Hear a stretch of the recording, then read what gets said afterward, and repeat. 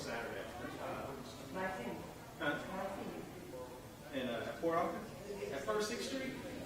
Yeah, I will. That might be out there. All right. I'll close you in. Okay, thanks.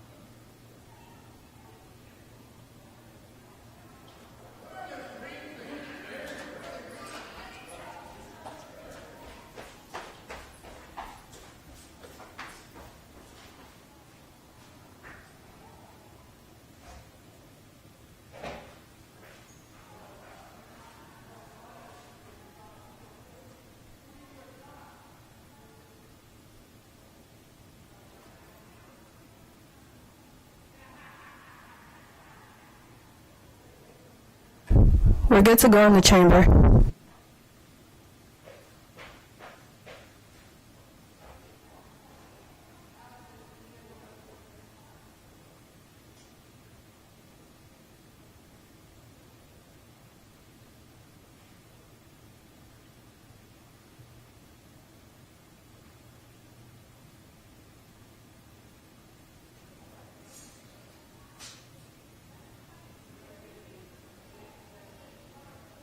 Mr. Callagher, we're ready. Okay, you ready? The chamber's all clear? Yes, sir. All right, excellent. Good evening, everyone. I will call to order the Tuesday, November 10, 2020 Planning and Zoning Commission meeting. Item number 1 is public comment. Citizens who desire to address City Council, boards, or commissions with regard to matters on the agenda will be read and received at this time. Members of the public desiring to make comments during this portion of the meeting will be allowed to submit their comments to the Office of City Secretary. Do we have anyone wishing to make public comment or who indicated to the City Secretary that they would like to comment? No, sir, we do not have anyone.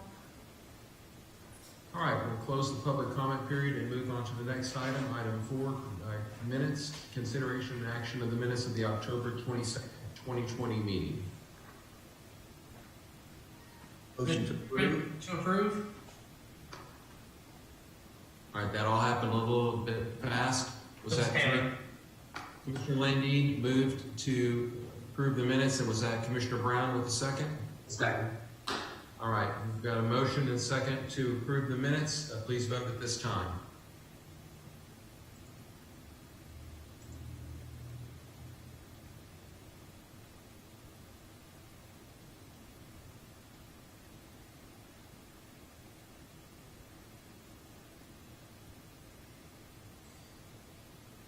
I voted, but I can't see the vote anywhere.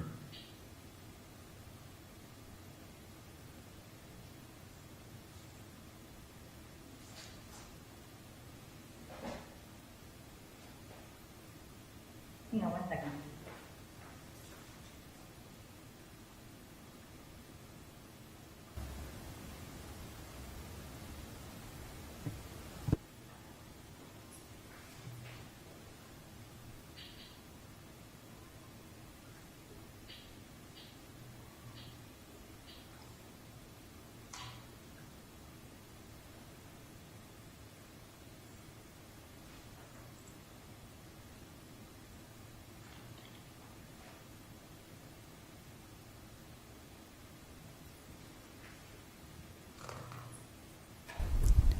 broadcast. Can you show the screen, please?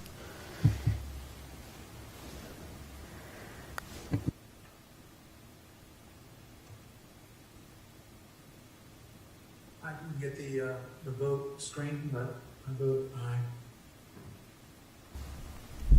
Okay. Is that sufficient? We have Commissioner Simeon's vote recorded. Yes, sir.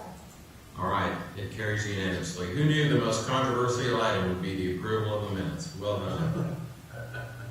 Move on to our next item, item 5A, consideration and action on the park at Eldridge Preliminary Plat. Laura Waller, Planner 1. Laura, what do you got?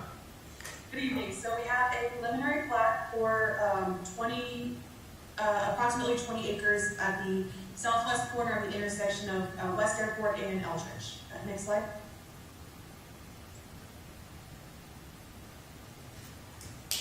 Yes. So 20.64 acres. You zoned it, this went forward for a rezone last December. So that was the last time that you would have seen this area. It was originally R1I and it was zoned R1Z for a zero lot line single family development.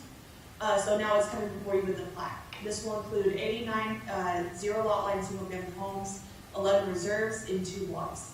And the access will be via 2 streets off of West Airport Boulevard. And it is, again, it's adjacent to R1 and B1. Next slide. So again, just a refresher, this is what the area looked like last year when you saw it. And it was rezoned under ordinance 2186 in January to be R1Z. Next slide. This is the overall view of the proposed preliminary plat, but if you go to the next slide, this is a little bit of a zoom in. So there are a couple of conditions that staff are suggesting tonight. One of them to clean up the legend. So the legend does have some easements that are not in the plat boundary itself. So to remove those abbreviations from the legend. Additionally, if I don't know if the commission is terribly familiar with R1Z lot lines, but they do require a marker to please see an arrow pointing to the side that would be zero lot line. However, I believe that on this plat they are reversed. So instead of being inside the lot pointing at where the house will lie, they're on the outside of the lot pointing at the house will lie. So the condition would be simply to flip all of those arrows to the other side of the property lines so that the arrow for the lot itself is within its own boundaries. Next slide. So you will have, we've recently gone over this with the Great Wood Lakes preliminary plats. However, this is still fairly new to commission. So House Bill 3167 did affect plating review. So your options are now approved with conditions, and that includes citing the code reference, as well as disapproved with explanations or reasons. Also, it needs to relate to the code. So you will have to cite requirements or conditions, or requirements for conditions. And I believe that there should have been a plating guide sent out with your packets that should help with that. They should also have updates since the last time, so those will have specific references for you to note in your motion. And staff from both legal, planning, and engineering can assist with any questions about the plating guideline and code references. Next slide. So again, like I just mentioned, there were some updates to the plating guide. It was recently used for the first time on September 24th, and so staff did provide some comments and some changes to the plating guide based on what we saw in that meeting. So it has been updated and provided to you in the most updated fashion. Next slide. Staff does recommend approval of the proposed park at Eldridge Preliminary Plat with the following condition: to update the legend, to remove any utilities labels, as well as to reverse the arrows, so that the arrows denoting the zero lot line are on the interior of the lot rather than the exterior. And staff is happy to answer any questions you might have. We also have a representative from the development.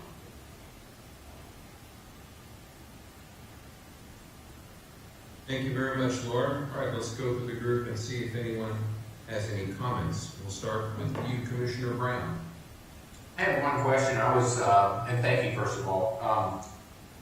reading through the new requirements, and it said that it should call out on the plat, what jurisdiction it's in, and I'm not seeing that on the plat. Am I just missing it with my 58-year-old eyes? That will be in the title block. It talks about the subdivision of land being out of the survey and the abstract. Okay.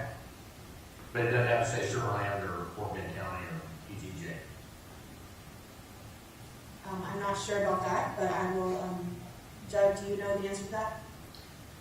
Generally, that's something that has to be on the final plat. It's helpful on the preliminary, but it's more of a final plat requirement to get more specific on some of those. The abstract and the deed is definitely what we want to make sure it has.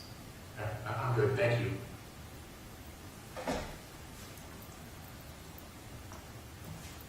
Okay, thank you. Commissioner Hart? Thank you. Yeah, just a question for the staff. In the entry into each one of the cul-de-sacs, is that supposed to be a curved radius, or they have lines going in instead of a radii curve? Is that Right, typical? yes, so there is a little tiny portion of straight before you get to the bowl with the cul-de-sac, so that's what that is there. Okay, and that's typical. That's allowed. Okay.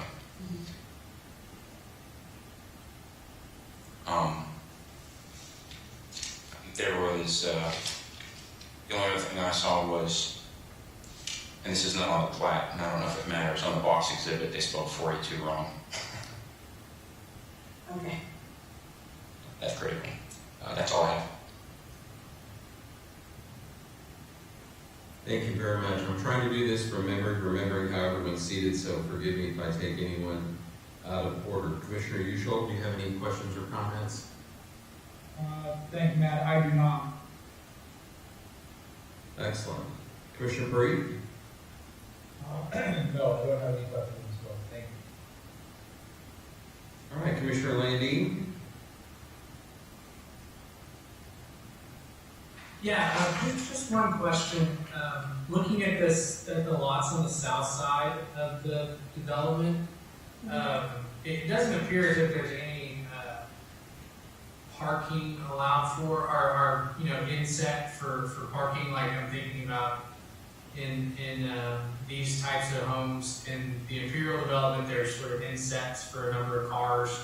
I think the same is true for Lake Point, where these types of housing products are available. Is staff okay with the with what appears to be no accommodation for on-the-street parking except for right on the curb? And perhaps more specifically, is engineering okay with the kind of general traffic flow of the development? So the areas that you referenced, Imperial and Lake Point, are actually both PDs. They're not standard R1Z lots. So that would be why there is some more specific on-street parking allotted. All of these homes will be required to have either a carport or garage or driveway that can house at least 2 vehicles per house. That's part of the standard single-family code. So parking will be taken care of all within the private property. As far as street parking, I believe that Guillermo Salcedo can speak more to that, about the street widths and on-street parking. Hello, this is Guillermo. Yeah, we look at the circulation. This is very difficult for a residential area. 50-foot right away is very tight, very small, but the circulation will be fine. And Guillermo or Laura, is the product that gets put on these lots on the south side, is the entirety of the sort of street-facing portion will be garage? Is that the type of product that'll be put there, or is it wider? Potentially it could all be garage. It depends on how large a garage the person chooses to implement. But there can be front-facing garages that is allowed. Gotcha. Thanks very much. Mm-hmm.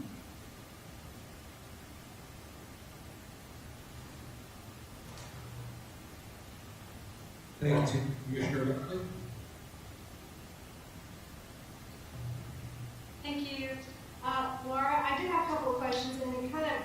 piggyback on Taylor, on Commissioner Landine point. Basically, the parking, I was looking at the utility passage for fire, garbage, those types of things in the street. So that kind of answered that, and I assume there will be on-street parking allowable, correct? Well, There'd be on-street parking just like any standard neighborhood. Yes, would be prohibited. Yeah. and that will still allow for passage of any emergency vehicles or utilities? Based on the standard street width, yes, this is your typical neighborhood street. Okay, also, I was looking at the preliminary plat, and I don't know, it doesn't show on here the detailed plat for the pond retention on this one with all the easements on it. Is that just because it's preliminary and the easements Yes. on that is not on there yet? It's gonna be on the Those final? will be on the final plat. That is not something that's required. Okay, that's good. Okay, and then I'm looking at the lots on the south side where Taylor was talking about as well. The points are gonna be reversed, so that 3-foot maintenance easement is going to be on the other side, so your zero line. Are the houses going to be on the line with each one having the similar side to have some reserve on each side, or are they gonna butt up against each other? How's that gonna look? So zero lot line means that one side of the house is on the property line and one side of the house is 10 feet off. So there will always be 10 feet between the houses. It's just where it sits according to the property line. So there will be a 3 feet access on, so for instance, if the house aligns on the right side, on the left side there's 10 feet of space. And then the next house that aligns on that right side, on the other side, of 10 feet of space. So in that 10 feet gap, there will be a 3-foot maintenance easement so that the neighbor can access the property that aligns on the property line. That is what that is. Okay, good. And that can be consistent spacing, or they're gonna be sporadic? Yes. Consistent? No, that will be for every single lot. That is the way it will lay out. Good, because I wanted it to be kind of consistent, so every house had a chance of looking correct. Okay, Yes. those are my questions. Thank you. Thank you. Commissioner Canine? Yes, sir. I've got a few comments, questions. On the zero lot line, the arrowheads will be reversed. Is that going to be shown on the final plat? That's correct? Yes. Will the 3-foot easement be shown, or at least described? It will be noted. It will be considered as a note rather than actually drawn in there because it does get a little overwhelming with the property line and a 3-foot maintenance easement line together. So it would be described. Is it further better described to say that it's on the adjoining lot? Yes. We have a master note that goes into detail that y'all will see with that on the final. Perfect, thank you. Yes, sir. Yeah, because these arrows are very confusing, particularly when they join the reserves. Yes. And that will be eliminated. That's yeah. I believe it was Commissioner Brown that asked about the city of Sugar Land, Fort Bend County, Texas. I mean, that really needs to be on the title of this. It's on the box exhibit. I mean, that's where it is. It needs to be in the title block. Had some questions. There's some discrepancies on the reserves. A couple of the acreages don't match, or the square footages that are shown in the box culverts exhibit along diversity. The 3 square footages for reserves to the joint airport are not the same square footages that are in the table of the same exhibits, of the same reserves. So if that could be corrected, either the preliminary plat or the box culvert, or the box reserve. Oh, so the table on the plat and the callouts on the box exhibit do not match. Okay, I understand. Square footage. Right. So the surveyor needs to look at the map. There's a little bit more than significant figures on the map going from square footage to acreage in the table. consequently, they don't all sum up, so they need to take a closer look at that one for the final. It's minor, but it's more than a significant digit. Also, the usage of these reserves are different. On the box exhibit, the box exhibit says there's 9 landscape reserves, 1 detention pond, and 1 utility reserve. The preliminary plat shows 1 detention pond, and then it shows 10 landscape open space reserves. There's no utility reserve in the preliminary plat. Okay. And street names are different. The south entrance on the plat says Orchid Street. The box exhibit reads Venice Street. Then you go eastward to the first cul-de-sac, it reads Sunflower Street. The box exhibit reads Camden Court. Okay. All the others, cul-de-sacs are courts, so they need to look at, is that a street or a court, and then correct the names.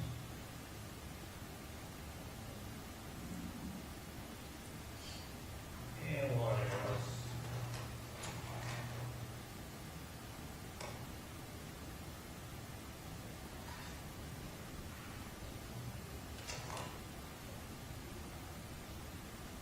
There's something else that,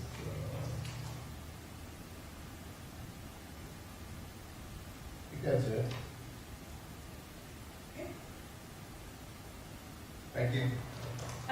Can I add one thing or just ask a quick question? Mm-hmm. Laura, on the south lots, aren't all of them actually, I'm assuming that line at the front is the build line, is that correct? Correct.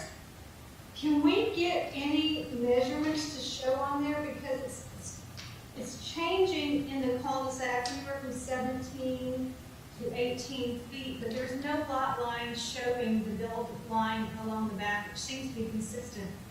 But there's not anywhere on there that I'm seeing any measurement that shows what that line is actually. Is that possible? Yes, we can add a call out there. That'd be great, thank you. But just for it is going to be 20 feet. That is what the distance is. So that's what I was wondering, it wasn't on there, thank you. Mm-hmm. Well, I have one other thing I remember. The preliminary plat does not label the block numbers. Block 1, block 2, nowhere to be seen on the preliminary plat. But they all, Block 1 is labeled in lot 33 along the rear, and block 2 is labeled in 15 on the top side. It's the circle with the number in it. Leave a small circle. where's it at again, I'm sorry?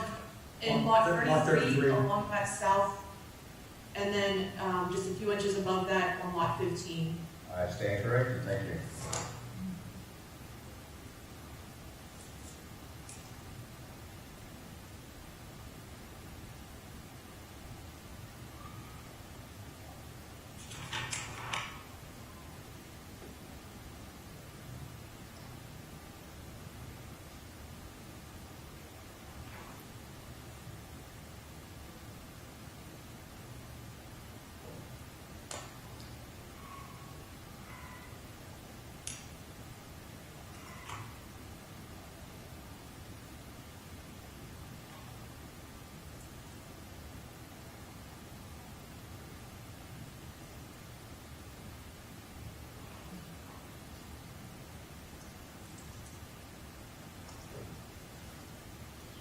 You're muted. Forever muted. Thank you. Dan, I'm trying to throw it to you, but I screwed that one up. My apologies. No problem. Most of the items I saw were covered. I do have a couple left though. On the plat, all of the streets have the right-of-way width beneath them except for Orchid Street, so I trust that will be on the final plat. I mean, you can determine it as 60 feet, but all the others are really at 50-foot right-of-way. Orchid Market Street is Yeah. called out twice at 60 feet. Right, but you see all the other streets, it calls out 50-foot ROW, so forth. I just thought to be. Oh, as part of the name, yes. Yeah, that's all, just to be consistent. The box exhibit comes with it this time, right? On fine? No, there's not a box exhibit for vinyl box. If the box exhibit is just to look at lot width as a preliminary plat, so it's just a tool for lot width. Okay. Yeah, then, everything else I had has been covered. Oh, wait, be sure, okay, yeah. There are rules that govern definition of court or street or so forth, right? So I think Sunflower really qualifies as a court as well. That probably have to be checked. Yes, we will double check that, thank you. Okay. That's all I have.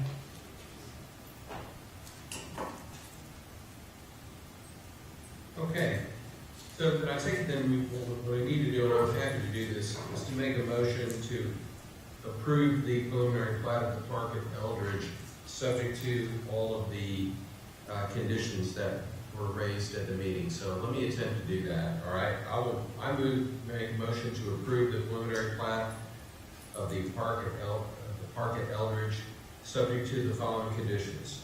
And I'm going to try to cite the appropriate authority for each of those conditions. Let me see if I can do that.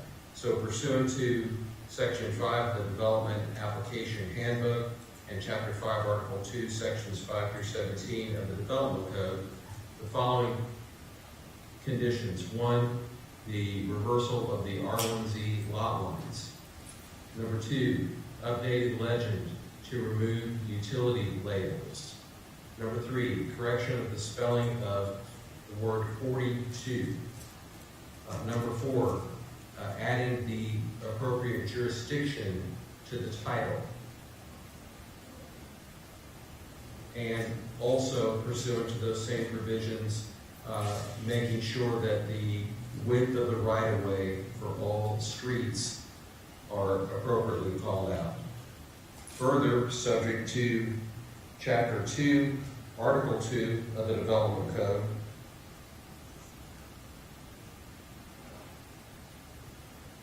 making sure that the usages for the reserves are listed consistently, making sure that the street names have all been correct, are correct, including the designation of streets or courts, and that the lot lines shown on the plat are clearly identified and called out. Matt, Yes. since they don't have to resubmit the block diagram, I wouldn't make the correction of the word 42 Okay. condition of the approval. Okay, fair enough. All right, did I miss any other conditions? I don't think I did, so. That was it?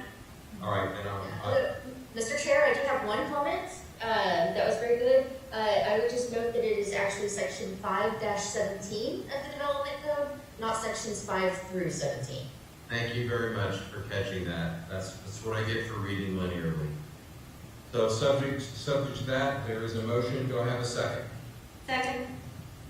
All right, motion to approve the preliminary plat, second by Commissioner Watley. Any discussion? Yes, Mr. Chair, can I have a question again?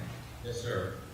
On the box exhibit, the median for Airport Boulevard is shown, and specifically at the most eastern exit, which is at Pearl Street.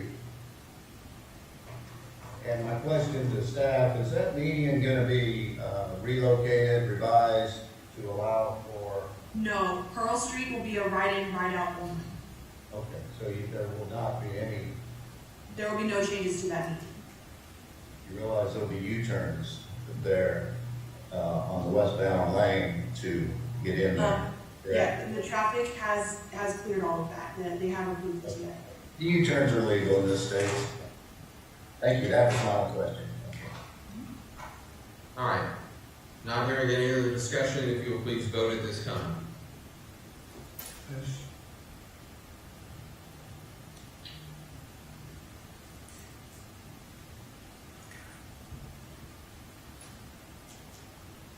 I vote yes. Thank you, Dan. With that vote, the motion passes unanimously. Thank you, Laura. Thank you, everyone. Item six, workshop. Unless anyone has an objection, I would like to take these items out of order and start with 6B, review of and discussion of fiscal year 2020 master plan and annual reports. That's going to be Karen's presentation along with Ruth, and we have other representatives from city departments, so we'd like to cut them loose if we can do so. Any objection? All right, without objection, it's so ordered. All right, Karen and Ruth, you have the floor. Okay, thank you and good evening, everyone. The purpose of this workshop is to provide you with the results of the status update on the implementation progress of the city's master plans. So tonight we'll have staff representatives from each of the owning departments to review their annual reports. And each annual report will cover major accomplishments from FY20. We'll also look at the FY21 major projects. And something new this year, we look at the FY22 to FY26 outlook projects. And these projects are mandated by the state or another governmental entity or commitments that the city made to residents in lieu of financial impacts we may see due to COVID-19. The annual reports also inform our work plans for FY21, and they are available upon request. So next slide, please.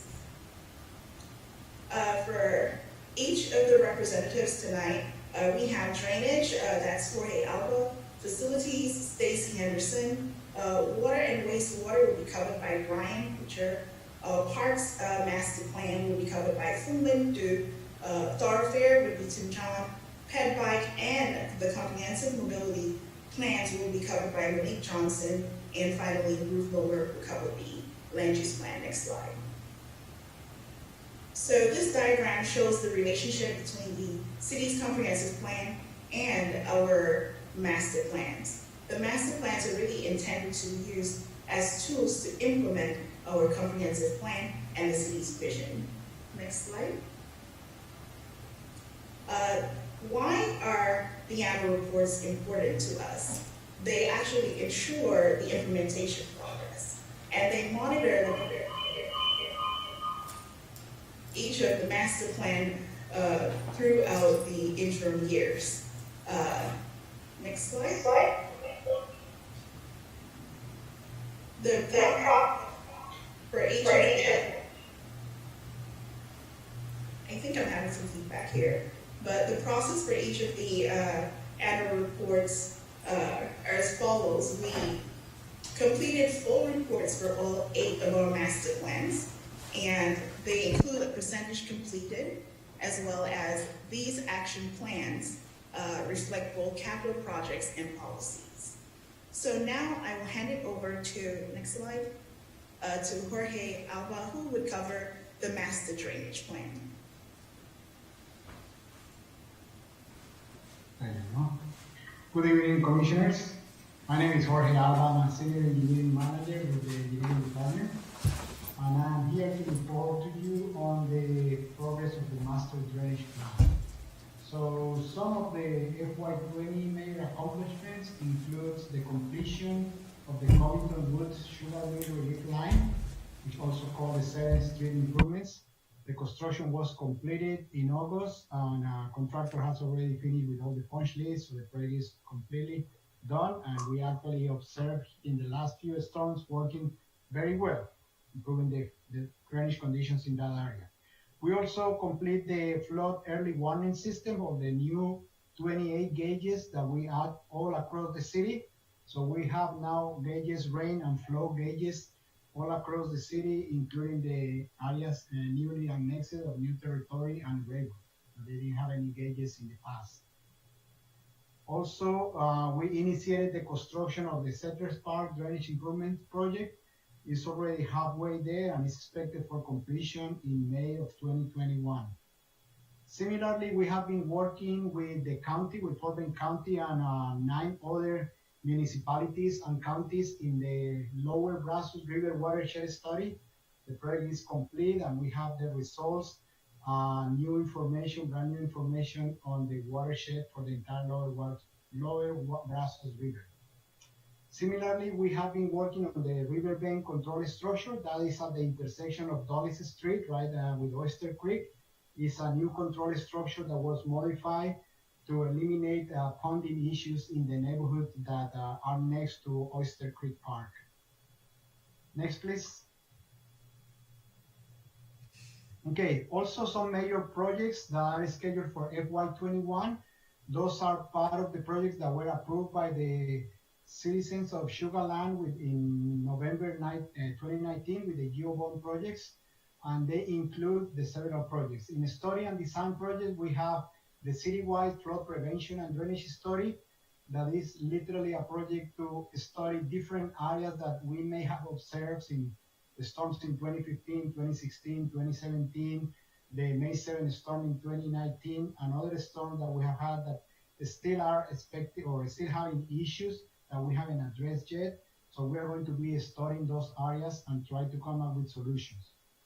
Also, we just went through the selection process of consultants for the Austin Parching and Storm Drainage Improvements. We are in the process of interviewing the 3 firms that were shortlisted for the design of that project. That will alleviate most of the structural flooding in the area of Lead 2. Similarly, we just have recently, last week actually, we got approved by City Council the contract with Cott and Fenley for the study of the drainage improvements in Redwood Village. That is the area that during the May 7 event that I mentioned before experienced severe flooding and ponding, and we got several homes that got structural flooding in that area. Also, we just, again, similar to Austin Parchment Stone Project, we just completed the selection, or we are in the process of completing the selection of the consulting firm that is going to be doing the Avalon Brazos Landing and Commonwealth Drainage Improvement. That is going to be done in 2 phases. Phase 1 is the control structure at the Lead 14 outfall, and phase 2 are the drainage improvements on Elkins Roads and Commonwealth. Again, we have a shortlisted 3 engineering firms that are going to be, one of them is going to be the selected one to do this study. Next, we are going to continue with the Telfair improvements. That is in the area of New Territory Boulevard and Chapman Avenue. It's a location that we have identified that has severe ponding issues during major storm events, impeding the efforts of evacuations for New Territory and Telfair areas during major storm events. And we are also working on the design of the riverbend stormwater inlets and pipe replacement. It's basically a neighborhood drainage improvements. And finally, we have been working on the Project Brazos, which is, again, is an effort with the Fort Bend County, several of the leads, and other public organizations that we are looking at the 13 most critical sites in Fort Bend County along the Brazos River that present serious erosion problems. Next, please. Okay, in terms of the construction projects, as part of the GeoBond projects, we have started the construction of Sugar Creek drainage improvements in Montclair.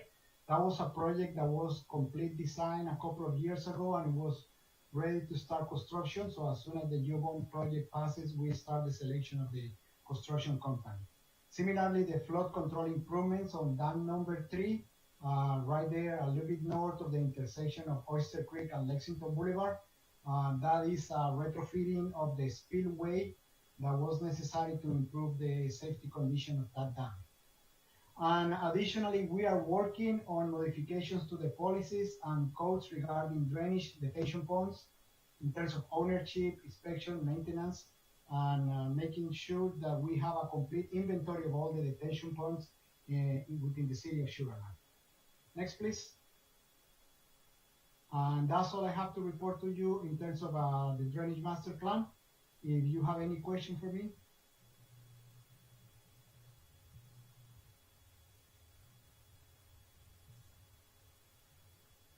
think so. Thank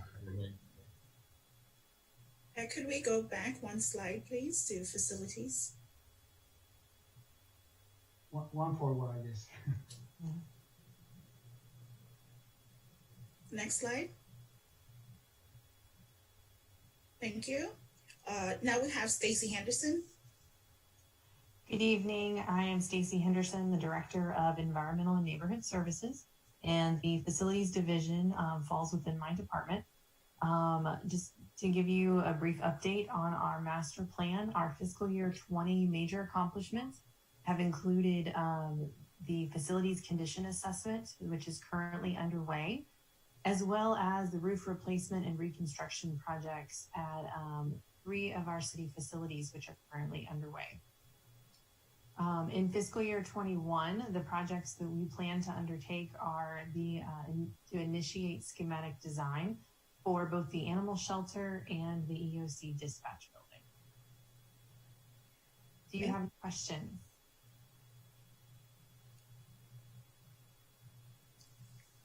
Okay, thank you, Stacy. Now we'll turn it over to Brian Boucher. All right, next slide, please. Good evening, everybody. I'm going to cover the water and wastewater master plans.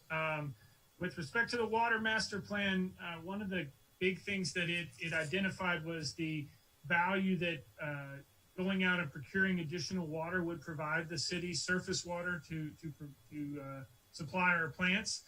The city was able to secure some additional water rights in this last year. It's a big deal. There's not very many water rights out there that are unclaimed, and we had been working for a number of years to get some new water rights, and we were able to get under contract what we call the Brazos River Authority System Operations Water. We're currently working with Gulf Coast Water Authority on a pumpage agreement to pump that water to our front door. In addition to that, this last year, we began a water master plan amendment. It overlaps with our wastewater master plan update that I'll talk about more later, but it really, when we got into the wastewater master plan, we started looking at policy things for the development south of the Brazos, and we realized it was important that we take the water master plan concurrently with that. So we're updating the water master plan for that part of the area, of the service area. Not a full water master plan update at this point in time, just an amendment. We completed the first phase of a 3-phase water rate study. This first phase was about validating our current water rate model. The next phases will be about incorporating new policies into that water rate model to look to the future. We completed a water loss audit to help us identify water loss throughout the system. And we began a PER for our surface water plant expansion. These are all things we did in 21. We can go to the next slide, or 20. Let's go to the next slide and start talking about what we have in store for this next year. Our plan is to complete that amendment for the water master plan that I spoke of on the last slide. We're also going to start, or hope to finalize our PER for, like I talked about, expanding the surface water plant. Well, we need to send that water to our citizens, and we're going to do that in the form of sending it to the new territory plants as well as to some of the additional plants in the main system. So that includes interconnects and improvements at the new territory facilities, and we're starting on the PER for that this year. And then in addition to our water master plan, we also have the integrated water resource plan, which we've brought to y'all and spoken with y'all about a number of times. There's some initiatives that are taking place in 2021 that include looking at how we plan to use our subsidence district groundwater credits and developing a policy around that use. Also, some additional alternative water strategies for things like AMI, and which is automatic meter reading and automated meter infrastructure, and water reuse, expanding our water reuse capabilities. And then finally, the IWRP also shows us building on our water loss and our water accountability strategies through policy changes in the upcoming years. Next slide. That's water. Let's talk wastewater for a few seconds.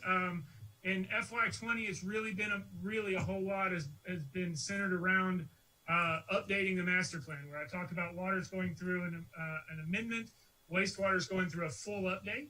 The full update incorporates a lot of the things, the land use and plans for the main system, but also is focusing a great bit of detail or a great bit of time on future annexations, future property development, development south of the Brazos, how we will plan to expand or how we will address development within our ETJ, as well as incorporating the integrated water resource plan recommendations we talked about earlier. That was 20, and the big goal for 21 is to finish that discussion and to get that master plan adopted. That's water and wastewater in a nutshell. Does anybody have any questions about that? All right, I'll hand it back to you, Karen. Thank you, Brian. Next up, we'll have, next slide, please. We'll have Phung Linh Du, Parks Development Manager. Thank you, Phung Linh. Hi, good evening, Commissioners. My name is Phung Linh Du. I'm the Parks Development Manager at Parks and Recreation Department. Parks, Recreation, and Open Space Master Plan was adopted in February 2018. Since then, we accomplished about 10% of the recommended action items. The FY21 major accomplishments are: we worked with City Manager's Office, designed and implemented the Eagle Sculpture Plaza Phase 1 at Sugarland Memorial Park using the donations through Sugarland Legacy Foundation. We installed the new skate park equipment, resurfaced the tennis court, and renovated the diving boards of the swimming pool at City Park.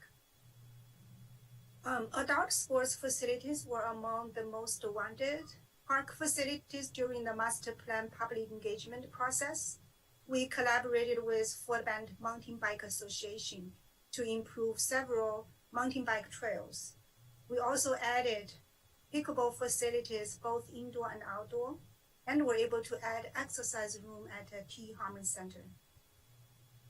In addition, as owning department, we also assisted on a few CIP projects such as Birds River Park Road and Trail Extension, Mayfield Park Restroom, and Colony Park Phase 2. We also have done several tree planting, wildflower seeding, and pollinator planting projects, mainly utilizing the grants or donations to improve aesthetics and sustainability in parks. Next, please. Next, please. For FY21, we will continue the T. Harmon Senior Center Study Project. We will prepare to get a consultant on board and proceed with project analysis, public engagement, programming, and preliminary design. We will also work with Colony Park Conservancy and the consultants to finish Colony Park Phase 2, which includes additional trails and parking. Every year we continue evaluate community events. This year it's challenging, but we do that during and after COVID-19 and focus on Crown Festival Park events. We also evaluate the park assets and facility efficiencies to prioritize available funds. We'll also be looking at the design of additional girls' softball fields according to the original Imperial Park Master Plan. This is a summary of the Parks Master Plan annual update. I'm happy to take any questions. I do have a question. I was approached by a resident and at one of our fire department events regarding the parks and safety issues. I know the fire department doesn't have a way to get to residents if they should have an incident on the park trails. Are we looking at some type of funding for a type of electrified bike or some type of rescue apparatus for those trails? Yeah, we are actually we're actually working with this together with PD, EMS, GIS department. So basically, right now we are because I think you are mainly referring to the mountain bike trails. The mountain bike trails are we kind of just improved and adopted. So we are putting those trails in the GIS system, and then our GIS group will transfer the information to PD, and then they are going to have those information so that when somebody calls 911, our first responders are able to locate that person immediately. Well, to do that, it sounds easy, but it's actually tricky. For example, you know, all the street, you have all the street names and all that, and the address, but for mountain bike trail, it's convenient and it's just a long line. So right now we are actually working with the local mountain bikers to kind of create some sub-segments. So each sub-segment has a different name. And then they are going to have their own each unique address in the GIS system and the PD 911 system. So when somebody calls, that helps, you know, our PD to locate them very quickly. This is in a work progress. Great. You've done such a great job in improving the parks and getting people out there. We just make sure they're safe and accessible. So thank you. Absolutely. Thank you for the question. That's a great question. Thank you.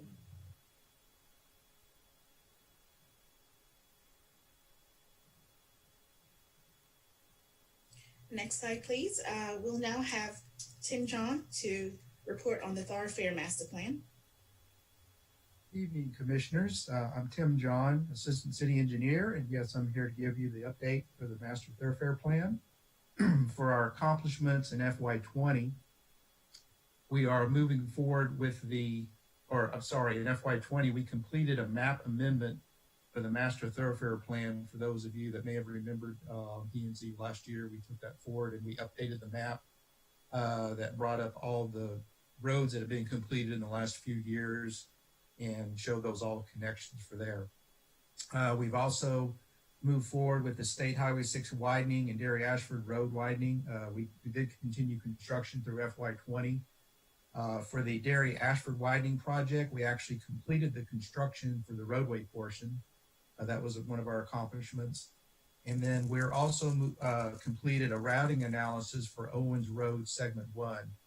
And for those of you that don't know where Owens Road is, it's a proposed road that's in the Thoroughfare Master Plan that will connect Easton Avenue at Highway 90A west of the airport. It's property west of the airport on what we call the former prison property. And that's a future business park, and that will connect to FM 1464. So we hired a consultant, we completed the routing study, and that's what's called the Owens Road Segment 1, which is to be designed and constructed by the City of Sugar Land. Segment 2 is outside the city limits, and that's being designed or be constructed by Fort Bend County. For our FY21 major projects, we are continuing with State Highway 6 widening construction, and we expect that to be completed this spring. I mentioned Derry Ashford here again because we actually have a business sign that's part of the project. The roadway portion has been completed, but we're still have contractors out there working on the business park sign. As I mentioned earlier about Owens Road Segment 1, we plan to initiate, hopefully complete design in FY21. And then we also have another project called University Boulevard Widening where we're planning to initiate design. And with that, I can answer any questions.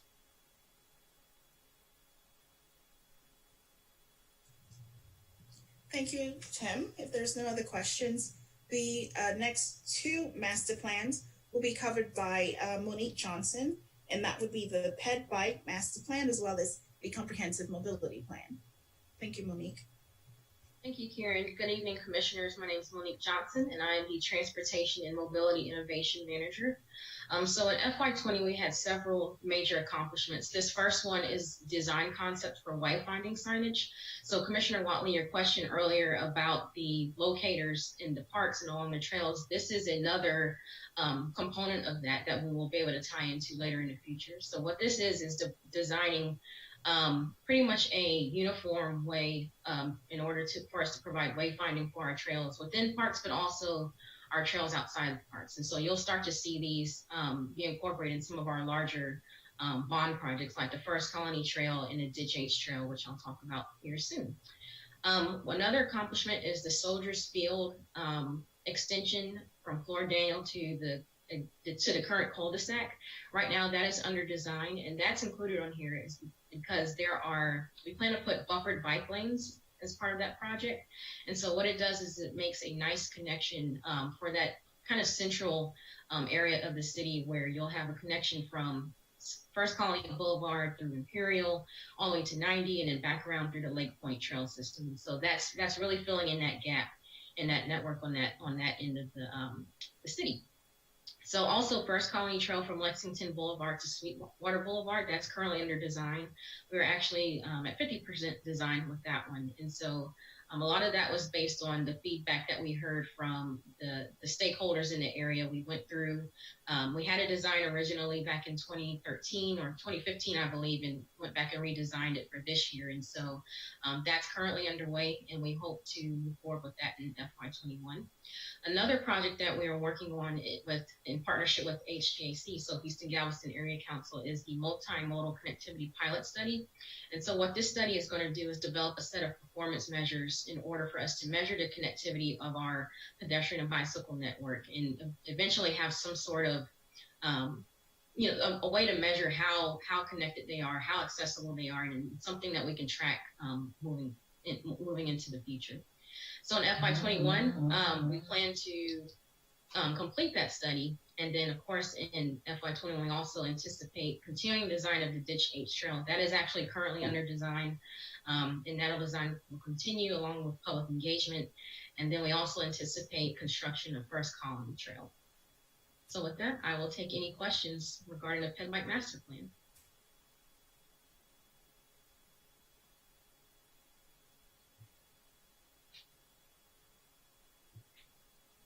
Okay, next slide. All right, so the comprehensive mobility plan, although this isn't an official master plan, we treat it like a master plan, we track it like a master plan. And so for FY20, a lot of the major accomplishments include the Intelligent Transportation Systems Master Plan. This is actually being led by the Public Works Department and the Traffic Operations Division. And I believe they are wrapping up this master plan. So that's something that we'll be able to tie in a bow as one of our FY20 accomplishments.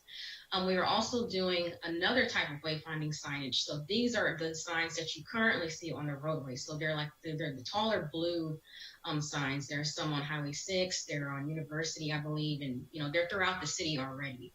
And so we're expanding on that program to add more of those, especially with a lot of the new destinations that have been built since that program was originally implemented in 2011. But we're also adding another type of sign on the feeder roads of 59 and State Highway 99.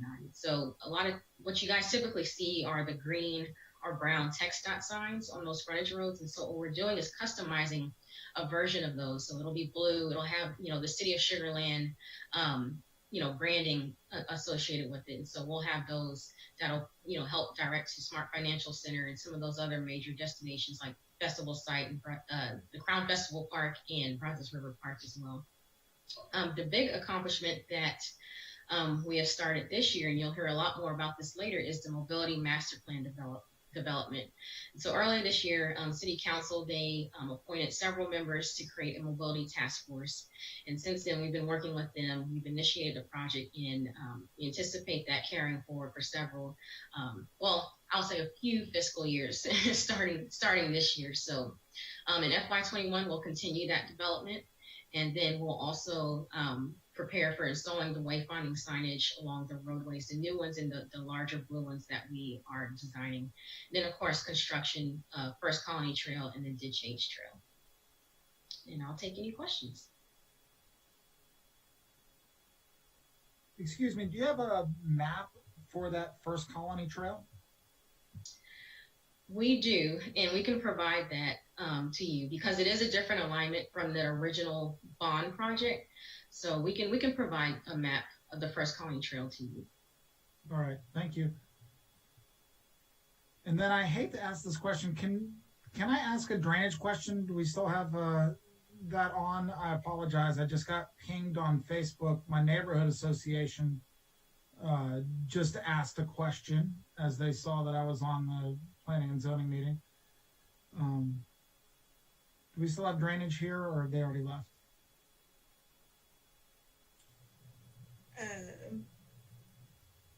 Well, can move forward with the question and we'll see if we can get it. Sure. So the question going around in my neighborhood's Facebook group is talking about relieving the flooding that's going on through our neighborhood whenever we get any substantial rain.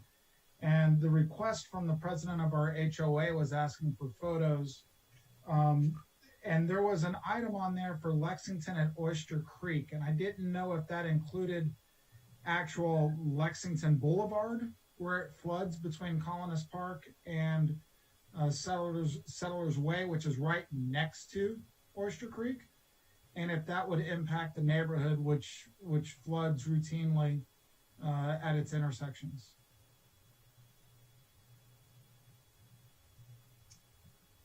Okay, I think Jorge's not here. So what we'll do is we'll get you an answer within the next 24 hours. Thank you. Thank you. And the neighborhood association in question is the Sugarwood HOA. Sugar. So. Okay, great.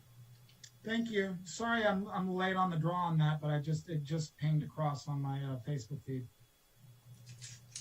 No worries. Thank you, Karen, for the follow-up on that. You're welcome. So we'd like to go to the next slide, which is the land use master plan. And from on, I'll turn it over to Ruth, and Ruth will complete the presentation. Thanks, Karen. Good evening, commissioners. Yes, so I'm going to talk to you a little bit about the land use plan and then wrap things up with the rest of the presentation. So this year we've been working on several action items in the land use plan. The first being the company, town, neighborhood, community character discussion.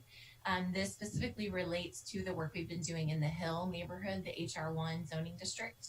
And we've rezoned some properties in that area from R1 or standard single family residential to HR1 to more correctly reflect that area. And then we also did some initial revisions to the district. Some of you may remember reviewing that earlier this year. As part of that, we also took the opportunity to rezone Lonnie Green Park, which was zoned M2 or general industrial to the HR1 zoning district, so it's more consistent with the zoning around it. And then finally, we worked on correcting some zoning for some of our residential areas, including creating some custom plan development zoning districts for the Grants Lake Townhome Section 1 and 2. And that is one of the areas that there was a building that burned down. You may remember the commission would have taken part of that as well. Next slide. So in fiscal year 21, we are going to continue that work with the Hill community. We are continuing to work with the Hill steering committee and the neighborhood, the residents and property owners, and are working on evaluating which character standards to incorporate into the development code. Really, actually in the middle of a survey right now where we're asking the community how far do they want to go with updating the development code and what all do they want to see in terms of preserving the character of the neighborhood. And so obviously with an update to the development code that will involve the Planning and Zoning Commission, and we anticipate bringing that to you probably early in 2021. And then we're also working on a project that is working on implementing the regional activity centers and neighborhood activity centers that were established in the land use plan. We are in the process of hiring a consultant, and that's going to help us do some research and look at what other cities do, really some best practices for implementing mixed-use areas in particular as it relates to redevelopment, and then also looking specifically at kind of those buffer areas and transition areas between residential and non-residential uses. So I think that's all I have on the land use plan. Does anybody have any questions on that before I move on to the remainder of the presentation? Okay, next slide. So now I'm going to cover briefly the 22 to 26 outlook. Next slide. And this is what Karen briefly talked about. We normally have owning departments look at this fiscal year and the accomplishments that they've made, and then also next fiscal year, so that would be 2021. This year we asked them to go even beyond that and look at the 5 years beyond because of the COVID-19 situation and the financial impact it has on the city. management was really looking to see what were the major financial commitments and impacts that were going to be coming to the city in the coming years, and just making sure that they had a good handle on what to expect going forward. And so we asked them to divide these into two categories, whether they are projects that are mandated by the state or some other governmental entity, or it's a commitment that the city has made to its residents. And so a lot of these actually are the same projects that you've already heard from all the owning departments on. And so I'm not going to repeat those, but they do show up here just so you can kind of see which projects have been initiated, and then we'll continue even beyond that 2021 timeframe. So if you can go to the next slide, please. We'll start with, these are projects that the city has made a commitment to the public on. And these drainage projects were all initiated in fiscal year 20 or 21. And these are largely going to be funded through the GO bond that the citizens approved last year. Next slide. Additional commitments to the public facilities projects, again, largely funded through the GO bond. We have the public safety and public services building rehabilitation, the public safety training facility phase 2, initiating a facilities master plan update, and then a PER for fire station number 8 coming down the pipeline in 22 to 26. Next slide. For both mobility and thoroughfare, these projects were already addressed in the 20 and 21. So we'll go to the next slide. And then now we're getting into those projects that are mandated by the state or some other governmental entities. So in terms of the drainage projects, there's the flood control improvements, Dam 2, Oyster Creek at Lexington. And this one is construction is expected to begin in FY22. And then for water, there is some work with the water, surface water transmission lines, groundwater plant conversions for surface water, and AMI implementation. Next slide. So that covers the 22 to 26 projects. Then we also look at, next slide, what is coming up in terms of master plan updates. So as part of this update process, we look at not just what projects have been completed, what's coming up in the next year, but then also when is the master plan due for another update? And generally speaking, we want to see our master plans, kept up to date. And so they should be updated every 5 to 10 years. With the number of master plans we have, that means that a new update should be starting just about every year for each of these plans. Go to the next slide, please. And so this is a sort of a breakdown of when we expect or might anticipate another update taking place for each of the plans. So you can see here we're very busy right now. We have the wastewater, water, and then the mobility plan all underway, and a lot of work going on with each of those. And then we're looking at initiating an amendment to the drainage master plan in this fiscal year in FY21, and then looking to begin an update to the facilities master plan in FY22, and then the comprehensive plan also in either maybe 22 or 23. Kind of earmarked land use and parks for 24, 25, but those are sort of subject to further evaluation since we've just updated those in the last couple of years. So next slide. I think that covers everything for our presentation this evening, but we are happy to answer any questions. And if there's anybody that wants to go back to a prior master plan, please feel free to do that if you remember something now that you might not have remembered earlier on.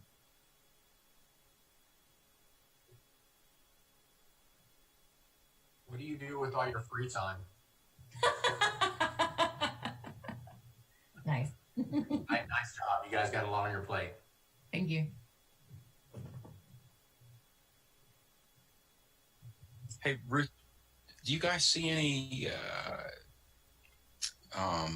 early revisions to maybe like the land use plan based on, as you can see, we're all sitting here remotely, and the business models in the future may be quite different than what they were in 2019, which may result in not as much commercial or retail needs. And I know that's important to our tax base, but we don't want those areas sitting unused, especially for redevelopment, I guess. So you see anything, or have you all started to talk about that possibility of revisiting that? And you're shaking your head, so I'm guessing the answer is yes. Yeah, no, that's a really great question. I think very poignant, really, and it is something that we've begun to talk about a little bit.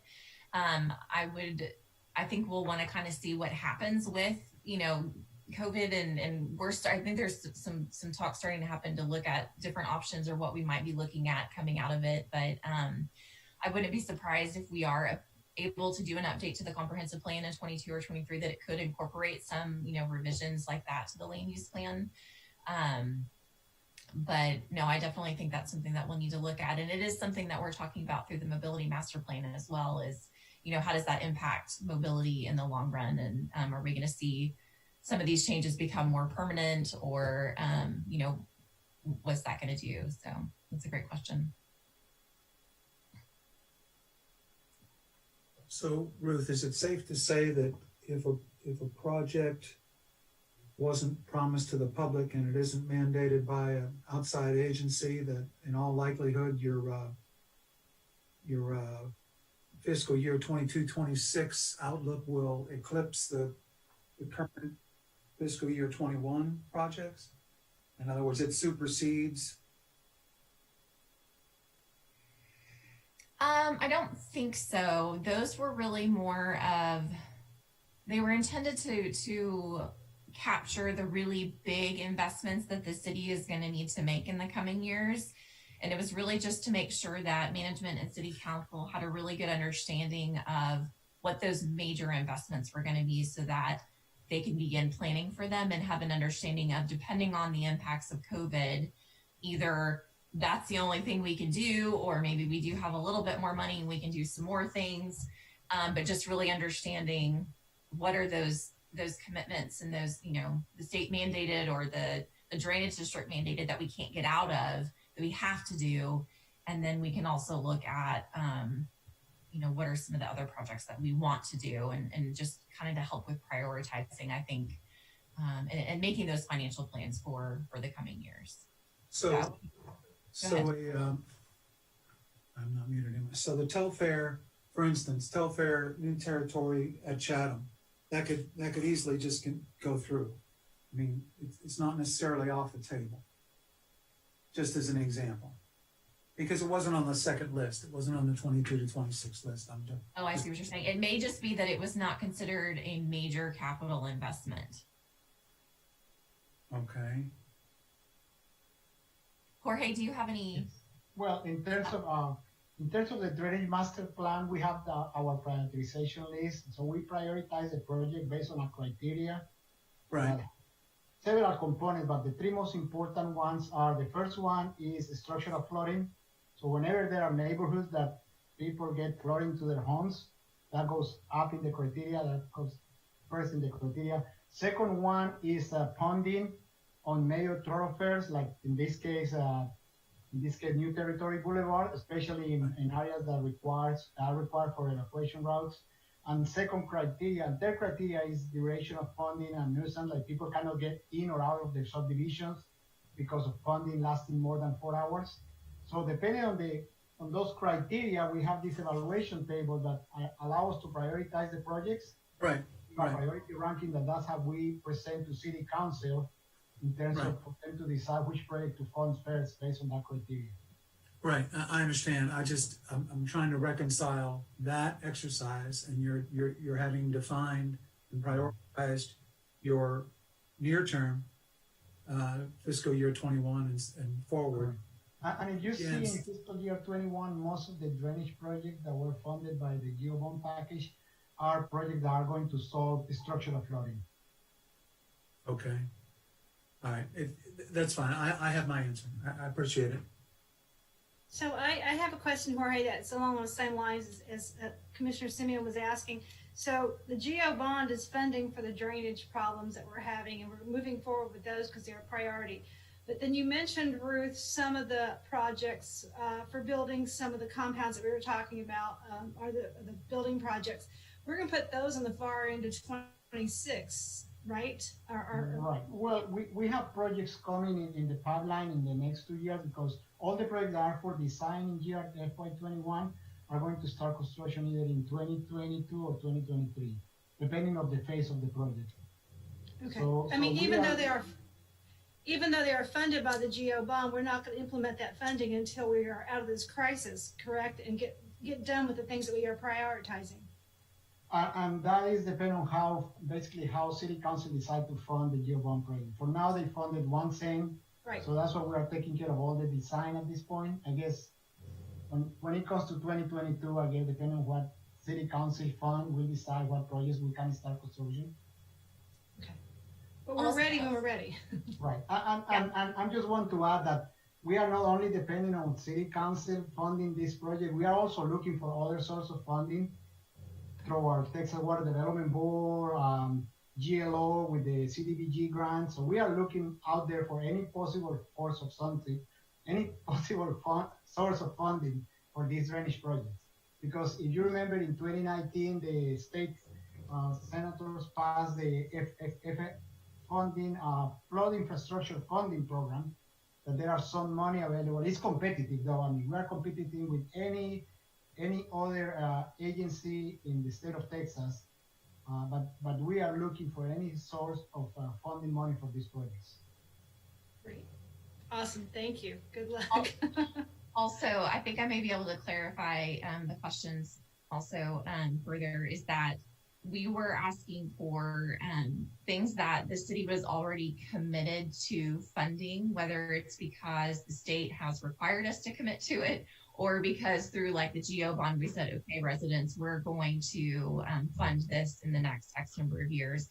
So that's not to say that the other projects won't happen or that they're less important even. It was more just about what we've already said we're going to do and having a good understanding of what those projects were, and then also looking at the rest of them. I don't know if that helps, but. All right. Very good. Thank you. All right, any other questions?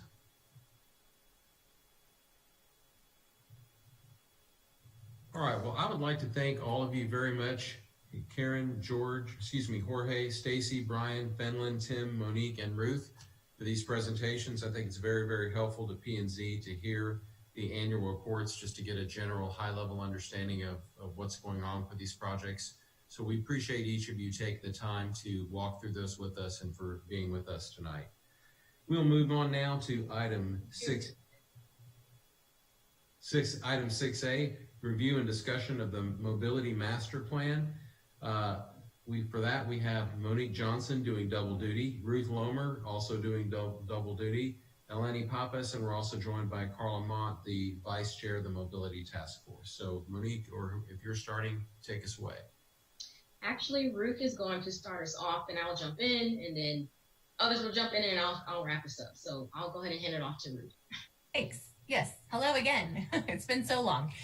So we are here to talk to you about the Mobility Master Plan this evening. We're really excited to be here with you. We, as Monique mentioned earlier during the annual report, we've been working on this for several months now and have some really great work underway and some work ahead of us. So first, we're going to talk about the project background, just kind of get you up to speed on what we've been working on so far.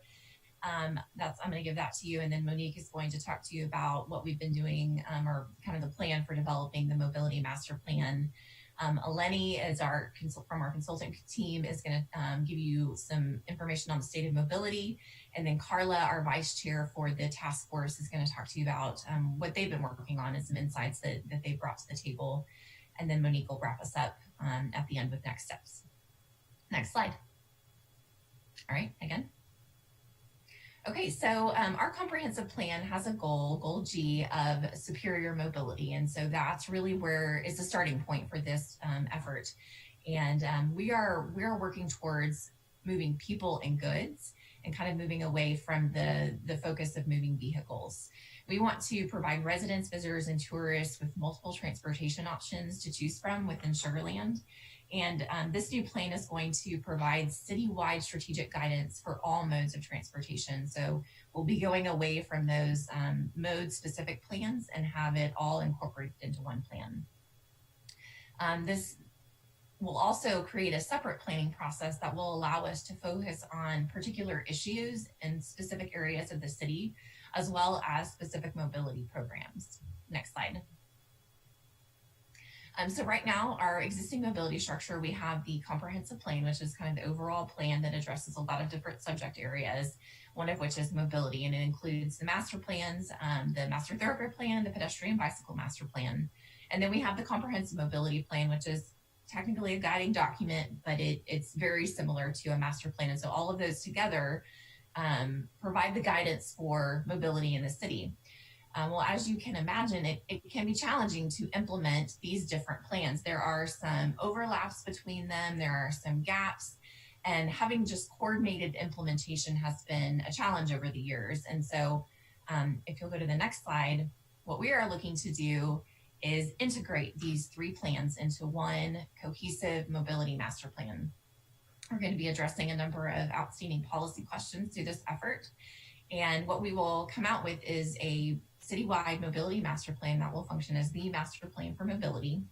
And then after that, we'll follow up with numerous small area and corridor plans. So these will address specific areas, and it will allow us to ensure that when we go to look at mobility solutions for particular areas or neighborhoods, that we're able to really engage with that specific community that's going to be impacted by mobility in that area.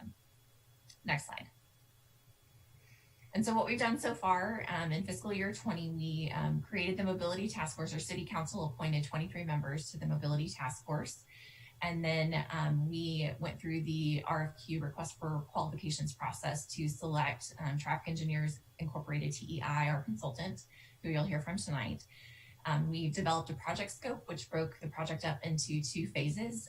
Phase one is the vision, goals, strategies, and metrics, which is what we're working on right now. And then phase two will be the policy guidance and implementation framework. This project, or this plan, is really going to be based on community engagement. This is a huge component of everything that we're going to do throughout this plan development. And it's also going to be based on data, looking at, what's here today, what are we expecting in the future, and it's going to balance the community input with data-driven decisions. Next slide. So with that, I'll hand it over to Monique. Thank you, Ruth. So when we talk about building a mobility plan, there are several key factors to build something successful. So it's focusing on a community. And this is why City Council appointed a task force of 23 members, which you'll hear more about later on when Carla does her portion of the presentation. But we really wanted to make sure that we had that representation from the community and that we get this input up front and throughout the process. The next thing is to create a call to action. So really looking at what are the issues, why are we doing this plan, and breaking down what the needs and desires are of the community.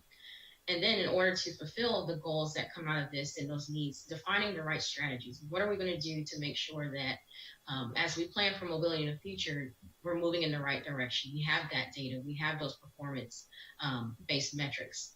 And then of course, building momentum. This is something that we're going to have to do throughout the project. It's been, a bit tougher with the COVID situation, but we have been pretty successful, even with, being virtual, keeping people engaged and make sure that we use all of our outlets that we have available and resources available to make sure that there is support for the plan and that support is maintained throughout the planning process, but also beyond. Next slide. So as part of the master plan development, there are several project tasks. So the first thing that we wanted to do is build a solid foundation. So a lot of this is making sure that we get that buy-in, understand the community's needs, and then translating that into the case for action.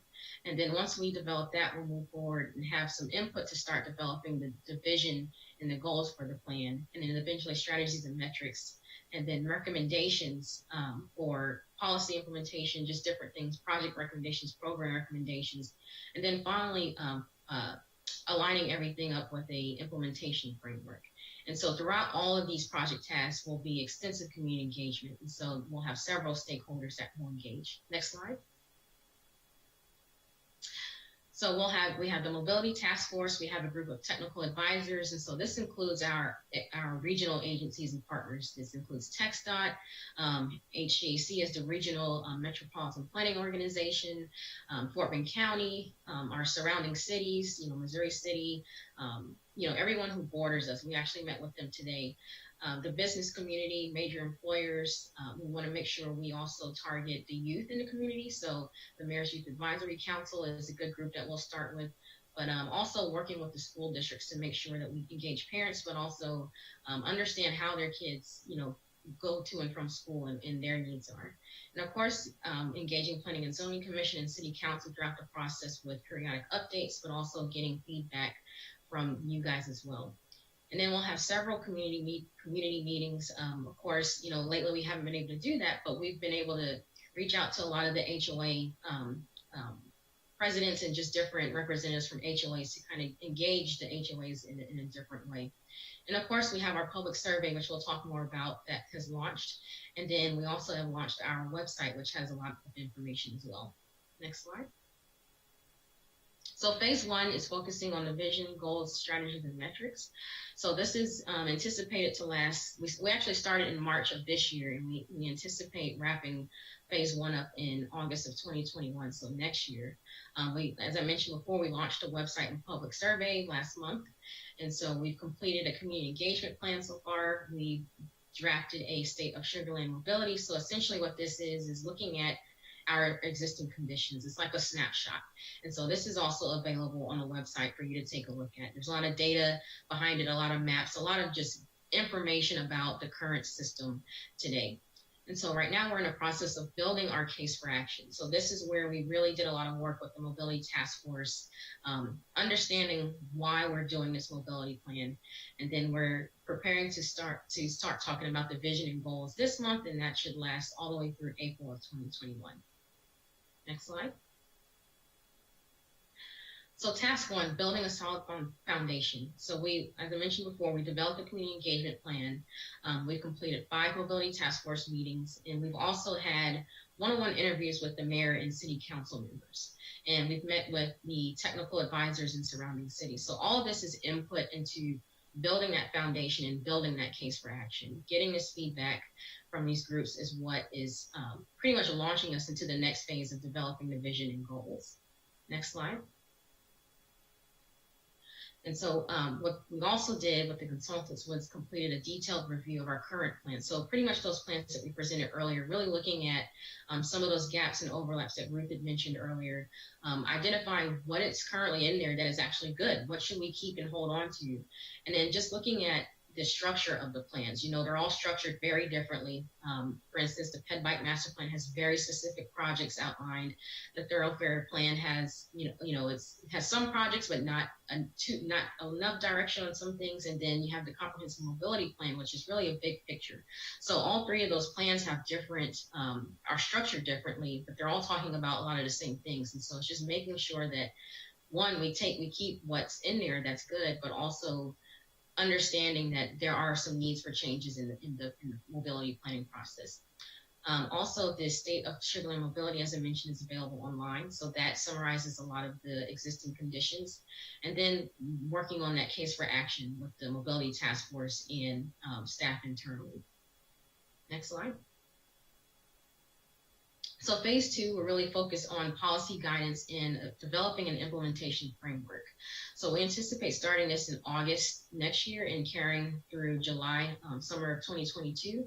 We'll have 2 big public meetings that'll help guide this phase of the project. We'll also have a final set of strategies and metrics and priority networks and policy and program recommendations. We'll have our performance-based implementation framework, and eventually a final plan that we will vet through the Mobility Task Force where they'll make a recommendation. We'll bring that forward to Planning and Zoning Commission through the adoption process, and then finally through to City Council. And then what we would like to do is part of that second level of the planning, once the mobility plan is adopted, picking out a pilot plan to develop one of those small area or corridor plans in the process. Next slide. And with that, I will hand it over to Eleni. Thanks, Monique. So hello, everybody. My name is Eleni Pappas. I think this is the first time many of you have seen me. I am the project manager on the consultant team. I also want to shout out Jeff Carlton, who's the principal in charge for this project, as he's here to answer any questions as needed too. But both Ruth and Monique kind of talked about the need for a data-driven approach, and that's one piece of a lot of different pieces that we are building that solid foundation with. But I'm going to kind of go over that data-driven approach we've taken, knowing that will be combined with all the information, all the insights we get from all the key stakeholders that we've been talking to and will continue to talk to. So this report that's online that you guys can check out, and I encourage you to. It's got a lot of really good information. And so the way we approached it was we wanted to really understand Sugar Land, understand you, understand your residents, understand who lives here and works here, and where do they want to go? How are they going there? How are they traveling? You know, what modes are they using? And then, you know, what are the networks like? How are they getting there? What's the roadway network? What's the trail network like? And trying to understand as much as we can from that data foundation, knowing we'll also use the public survey Monique will mention at the end of the presentation to get more information to build on top of this. So these are kind of the sort of sections that are part of the state of mobility. And as I said, a lot of information. I'm not going to sit here and go through every piece of it with you, but what I really want to do present to you is these 10 key insights, the things that really stood out to us as we were going through this. And that's part of that foundation we're going to build as we move forward. Next slide, please. So the first insight, Sugar Land is entering a new phase of the city's life cycle. So we actually have a chart that shows population growth from the founding of the city to today. And it looks a lot like the first half of this chart that you see on the bottom. You see the small town, the company town, and then the rapid growth that occurred in the 70s, 80s, and 90s. And you start to see a plateau. Even though there was annexation recently, things are kind of starting to taper off. When you look around, you see there's not that much vacant land left to develop. So the city is starting to reach build out, but it's also within a very large growing region. Fort Bend County is growing at crazy rates, I think 4% per year is what it's projected to do. So what does that mean for Sugar Land, and how should Sugar Land be thoughtful about how it continues to develop? Less population growth can mean changes in your funding mechanisms, and makes you think about how you need to kind of move forward, since the need for redevelopment may be more critical to ensure critical funding streams. So there's sort of like two ways a city can kind of go to the next stage. It can kind of plateau and then start to decline, or it can continue upward. The 2018 land use plan really focused on that upward curve. And so this plan is coming at a really, really critical time that we're able to take that plan and make sure that we are incorporating it into our mobility planning, because land use and transportation are tied very closely, as I think you guys were talking about earlier tonight. So making sure that we're capitalizing on all of those things and thinking about the city as it kind of changes and is more of a mature city in a sense. And what does that mean for transportation and mobility planning in the future? Insight 2 should be, the next slide, sorry. Should be no surprise to you guys. This is what makes Sugar Land great. You are a regional hub of employment and entertainment. People are coming to Sugar Land because you have great things to come see. You have great employment centers. You have great jobs. Your actual ratio to jobs to resident ratio back in right before the annexation was 0.82, which is quite high. And so this is one of those things where, you know, you're not a suburb, you're not a bedroom community, you're actually a very much critical hub of activity within the Houston region. And so what does that mean for mobility? So people can actually get into the city of Sugar Land, but then people who live in the city of Sugar Land get to where they need to go as well. So thinking about mobility for those coming into the city and those traveling other places but want to live here. So we're looking at those different trends, and you can kind of see that 86% of Sugar Land residents work outside the city, while 89% of Sugar Land employees live outside the city, with 38% of those living in Fort Bend County and kind of in the surrounding areas around Sugar Land. So just looking at that and understanding those trends of movement. Next slide. So insight 3, there's increasing importance to optimize the city's existing assets and technology investments. So basically, with more people moving through the city and more people coming into the city and out of the city, the demand on your roadways and your existing infrastructure is only going to increase. The city has made a great investment in ITS, Intelligent Transportation Systems, and has really made things like 6 operate more effectively. You really minimized as much as you can those impacts along US 98 due to the Union Pacific Railroad. So you really capitalized on how to make things move more efficiently within that public right-of-way. And that is going to become increasingly more important as there's going to be more and more growth happening around you. So really thinking about how we're allocating space, how we're using technology, and those kind of the balance of the two. Insight, next slide. Insight 4. So Sugarland has developed as a city of neighborhoods, resulting in a large and growing percentage of short trips. So this is really kind of building a little bit more on that land use plan concept. In the land use plan, the concept of neighborhood activity centers came up. And the reason I think that kind of works is that with Sugarland having been developed as master plan community, those communities weren't just residential areas. They had residential areas and places for those people to go. So you have these small neighborhoods throughout the city. And so people can get to where they want to go and kind of get to those places very easily. And so you actually have the ability to have short trips. You're not always having to drive across town to get to where you want to go. And the future land use plan really, I think, is trying to build on that concept. Next slide. So as we think about people getting around, I know I talked about in Site 2, people leaving the city and coming out of the city, and a lot of times that's for work trips. But when you start getting into how many of our trips do we take a day are the trip from home to work, it's 13% of our, and this is also pre-COVID, so please understand that, as I'm sure all of our trips have decreased substantially. But 13% of the trips that we make, or 13% of the trips that originate within the city of Sugarland are the home-based work trips. But 50% of the trips that originate within the city of Sugarland are home-based non-work trips. So that's home to the grocery store, home to dinner, home to dry cleaners, home to school. And so thinking about how we should be planning not just for the commute trip, which I think is a lot of times we default to because there's so much data on, but thinking more holistically about how people get around every day at every time, no matter where they want to go. And so the next slide presents some stats about the distance, how far each of those kinds of trips. So if we, the pie chart on the top, if we look at all trips originating within the city of Sugarland, 31% of those are what we call short trips. That's 3 miles or less. And the reason we're looking at this is because a 3 mile bike ride can be done in 15 minutes. And a 1 mile walk can be done in 20 minutes. So these are trips that have the opportunity to use a different mode maybe than having to rely on a vehicle. They have the opportunity for giving a little bit more freedom and mobility choice, which as Ruth talked about, is kind of one of the things we were looking at for this plan is how to move people versus just moving vehicles. So looking at these short trips and maybe finding ways to provide resources for them. And then when you look at that bottom little chart, that's the short trip percent for each of those 4 trip types I mentioned on the previous slide. And so home-based work trips, that trip, that your commute, only 10% are short. I don't think that's surprising. People are going to TMC, medical center, people are going downtown. Those are the 2 highest places that people in Sugarland work.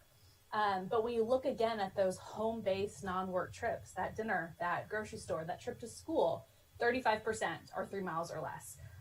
This really resonated when we talked to our mobility task force because they really were thinking about those sort of shorter trips they take in their daily lives. And I think right now with all of us sort of being stuck at home, this really resonated even more. And then the next slide is Insight 5. So I think this is not surprising, but the one fun fact that I do have for you guys is that there's over, you may know this, there are over 800 miles of sidewalks within the city of Sugarland, which is roughly the distance between Sugarland and Kansas City. So that's a lot of sidewalks. You have invested in your sidewalks. But despite the 800 miles, there's still limitations and there's still places where the network is not connected or is not maintained because, tree roots are going to forever be at battle with sidewalks. So understanding that, so despite the great sidewalks, we still need to think about how they stay connected and can get people where they want to go if they're walking. Next slide. So Insight 6, this is where we start looking at the bikeway and trail network.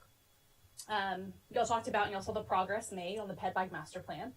Sugarland has made really great progress on bikeways and trails, but it's not a fully connected, integrated network. And what current studies say when you're looking at mobility planning and engineering is that to get people to really feel comfortable and wanting to get out there and ride, it's not just providing the facility, but for making sure they can go where they want to go. So thinking about connectivity and providing that kind of larger scale network.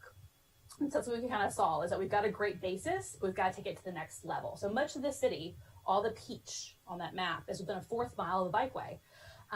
But how do we kind of expand that reach? And then how do we make sure those barriers are allowing people to get to where they want to go? Fun fact, 92 miles of separated bikeways. So that's that's kind of a buffer bikeway or a trail area. I think that's correct. Hopefully my stats are correct within the city of Sugarland. Sorry, I have my notes on a weird screen. Next slide. So the other component of thinking about bicycle activity is it's not just about painting a lane. It's about making sure that that place is comfortable for someone to ride and they feel safe doing it. So we want to also assess the level of stress for a rider on different types of bicycle facilities or different streets. And so this is sort of a network analysis that we're doing and that we'll build on as we get into kind of the recommendation stages, phase 2 of this project.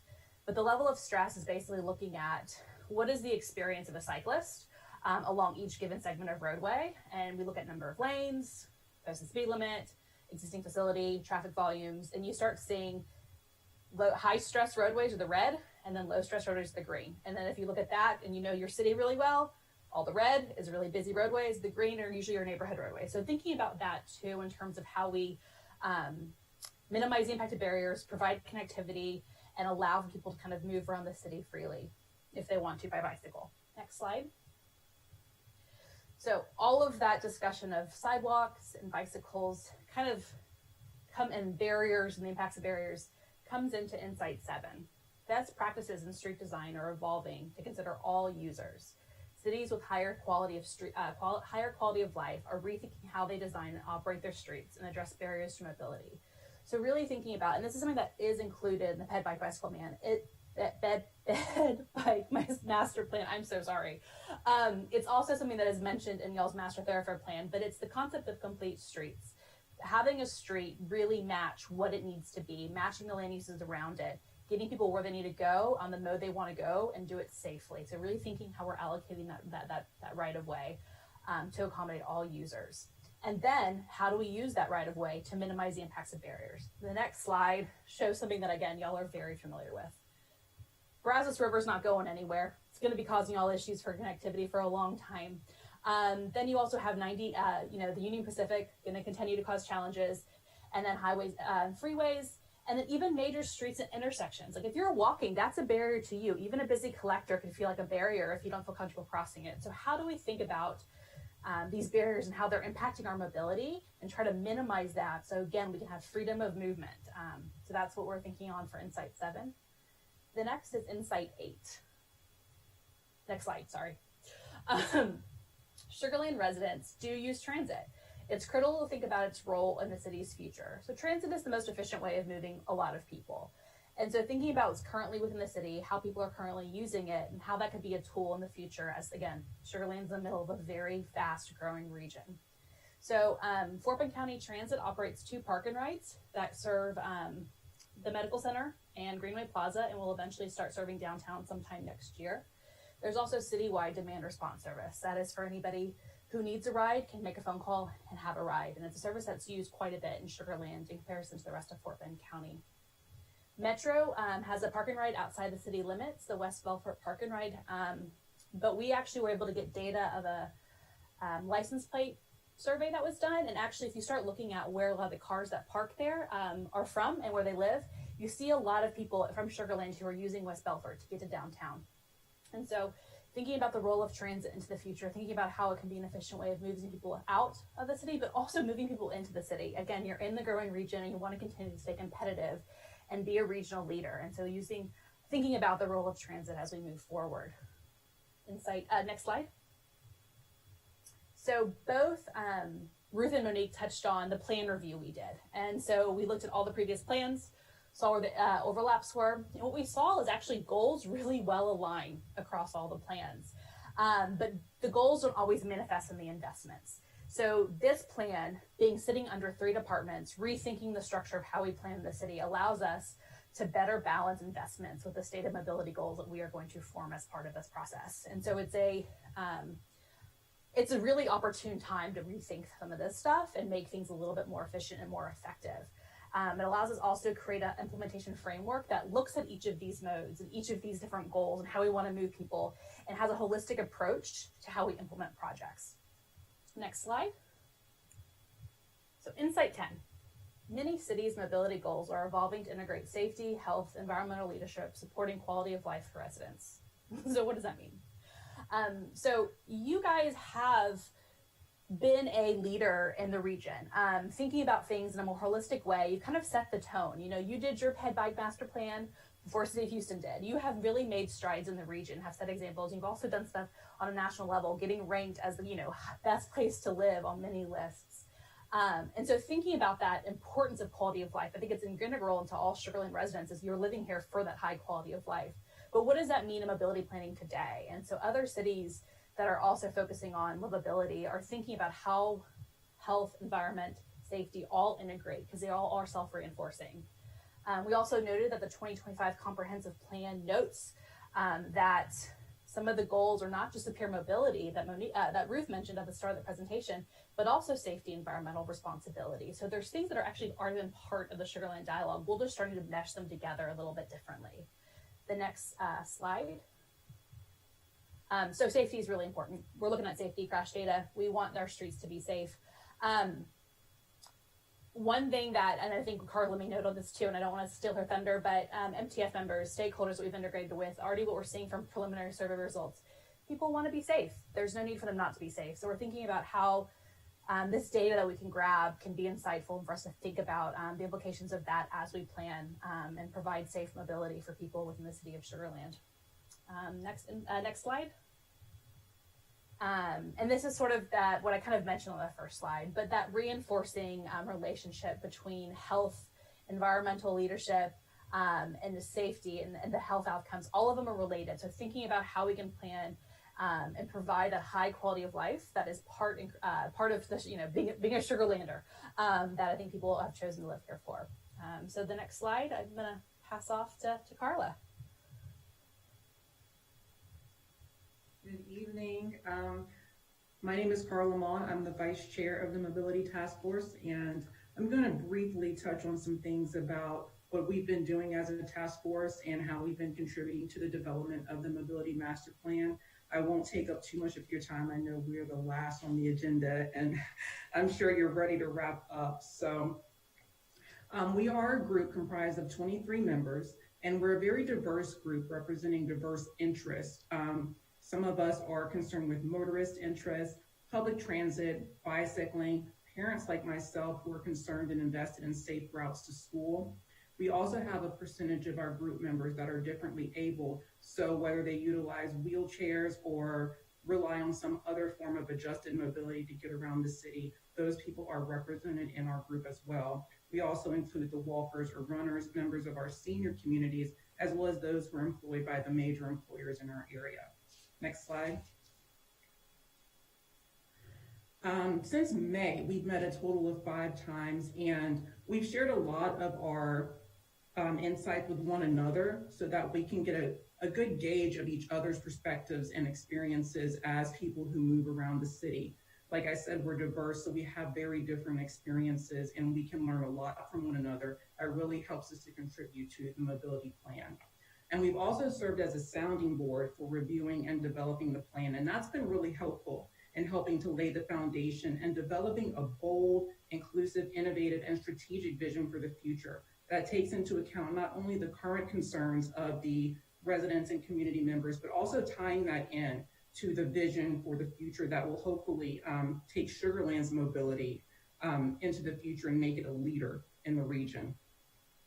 And our meetings don't begin and end, our participation doesn't begin and end with our meetings. We also have homework assignments and reading assignments, and we did have the opportunity to participate in some self-guided city tours, and I'll touch on some feedback that we got from that in just a moment. But the tours gave us a chance to get some well-rounded information and a better perspective on what mobility in the city is really like. We got to really see what people, the types of mobility that people use that may differ from the types of mobility that we use to get in and around the city. And because we're such a large and diverse group, we were able to provide some tremendous insight and direction. And I have to say that as a group, I'm really proud that we've been so engaged, and we've stressed the importance of really being bold in our vision for the mobility plan. Next slide. As I stated before, we were able to go on some self-guided tours, and we had 5 different options. Myself and my daughters actually went on the driving tour with walking stops. And some of the other options were the High Comfort Bike Tour, the Central City Bike Tour, South and West Bike Tour, as well as the Company Town and Industrial Bike Tour. Next slide. And here is some insight from those tours. What I believe Eleni touched on earlier were the sidewalks. That was a big area of concern and something that was echoed through a lot of the feedback that we got from various members on the task force. They are a bit inconsistent in width and variation where they're located. Also, the crossing of the major thoroughfares on foot felt unsafe and dangerous, and I can echo that sentiment. There were parts of the walking stops on the driving tour that I chose to skip because I did have my daughters with me, and I was trying to keep their safety in mind, and I wasn't really going to take the chance to cross some of those major areas with my daughters. But on the positive side, the city does have a fantastic job of keeping the roads maintained, and they do provide multiple options from getting to and from your destination. Next slide. Further insights, the tours provided an opportunity to see new places in Sugar Land and understand mobility from different perspectives. Again, we see the input about the sidewalks, and one thing that speaks to the value of our diversity as a group is you see here in this bullet point where it says, someone mentioned about an ADA compliant curb that connects to nowhere.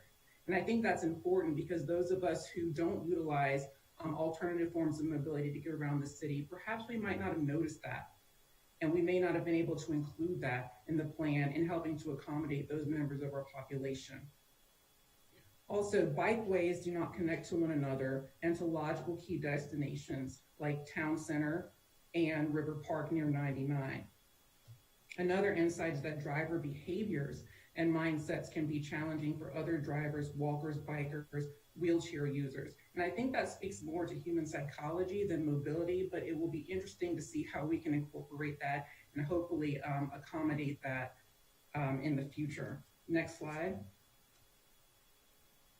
And lastly, here are just some of our preliminary goals from our task force members. We want a plan that's safe, multimodal, inclusive, connected and integrated, a leader in our region, technologically advanced and adaptive, moving upward along the city lifestyle cycle, community focused, and promotes a high quality of life. As they touched on before, quality of life is very important here in the city. We have people who have been here for decades, and Sugar Land is a very well-established and mature city. And we don't want to dismiss or negate that in any way. We want to take that into account and continue to provide a higher quality of life for those who live here.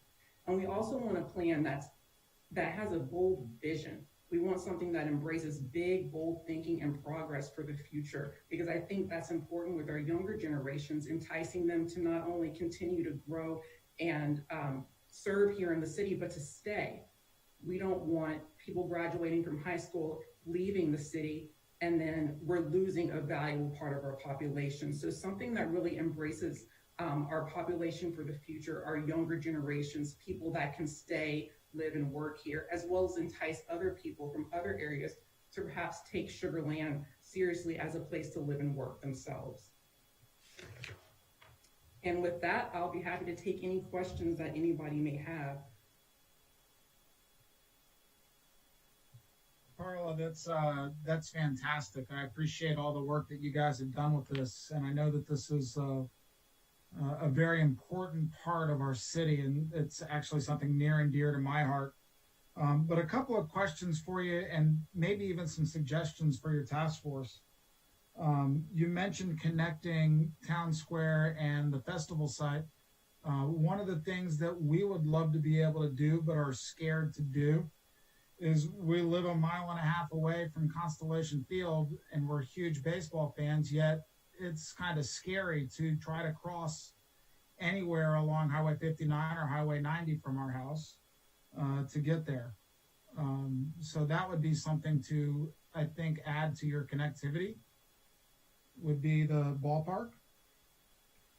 One of the things I don't know if you're looking at or not is something that's been hugely successful to probably one of our biggest suburban competitors to the north, which is the Woodlands, is some water connectivity.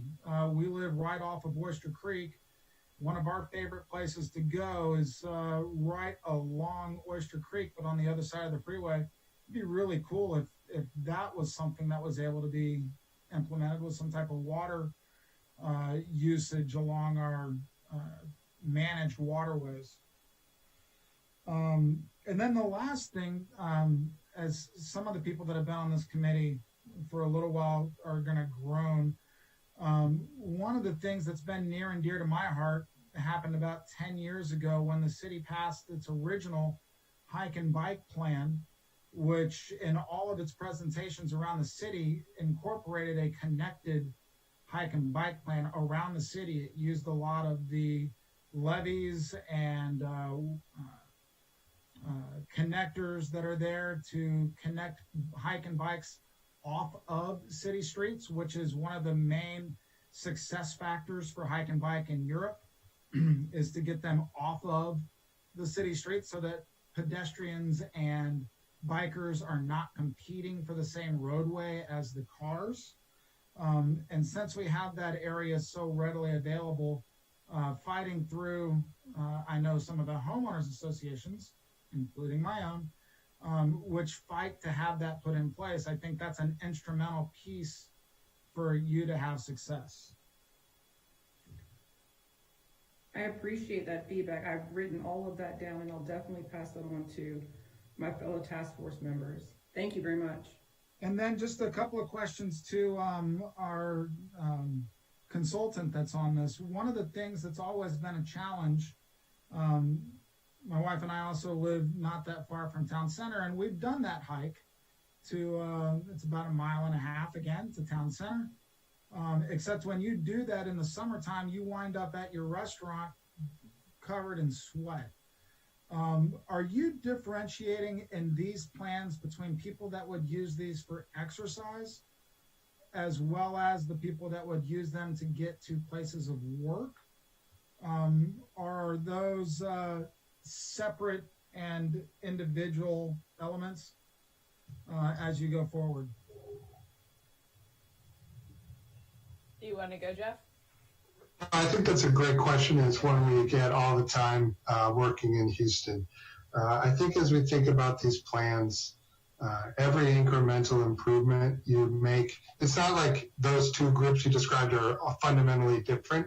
Often they're overlapping, right? Because they're making different trips at different times of day. So every incremental improvement you can make to a quarter will bring more users into play, attract more people. Obviously, the ultimate goal is to create things that are year-round facilities. But you know, we do have a good 8 months of the year that aren't as blistering hot, that are quite attractive. And in some of those places on work trips, you see employers investing in things like changing rooms and showers that may be a little different on a restaurant.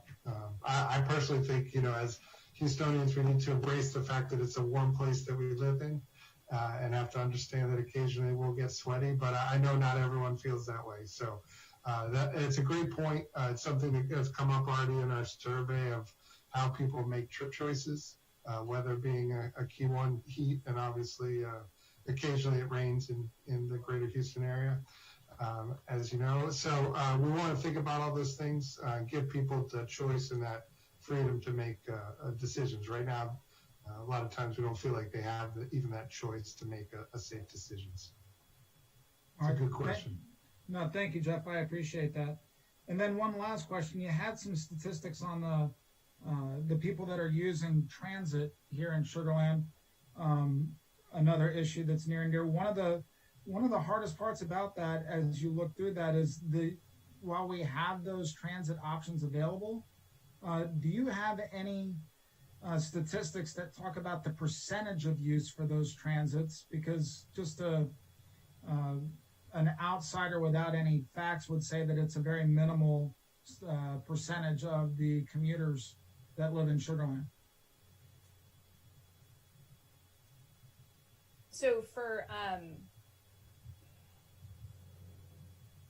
so I'm sorry, I'm actually just thinking to be able to answer your question accurately. I know that the data exists, so we're looking at specifically what you was presented is what's the origin of from the park and ride stops within Sugarland. But there's also ridership surveys that take into account where people are actually coming from. So, because typically a park and ride, you're driving from a location and parking. And so thinking about that entire trip, that is a transit trip, but also may start as a vehicle trip as well. So understanding who's using it and where they're coming from is definitely part of the data set that we do have. Kind of wanted to keep it very high level for what we have right now. But yes, and I don't know if Jeff wants to build on any of that, but. I would just add, I think it's currently a relatively, quite small percentage of people. I mean, just, there's only two locations. I will say that most of them are fairly heavily used for the amount of service that's offered. There isn't actually all that much service offered. It's very much a peak-only focused, work-only focused service. Primarily, as constituted now, it's more of a getting people from Sugarland to Houston area employment centers. But we think about, as Lenny said, as the region grows, making that a more attractive way to both go to those job centers and then come back, because every bus that leaves with 35 riders on it is 35 less cars having to park, having to drive on your local streets. So it becomes the most efficient way to handle that growth. But you need to be able to provide a service that's attractive to people. So that is one of the challenges, but it will be, we believe, increasingly important. And it's not just a Sugarland issue; it's a regional conversation. So. Good. All right. Thank you so much. I'll back off now. Thank you. I just had a quick thing to say. Carla, you did a great job. I think I told you on social media how important it was and how proud I was of you and the group for doing this.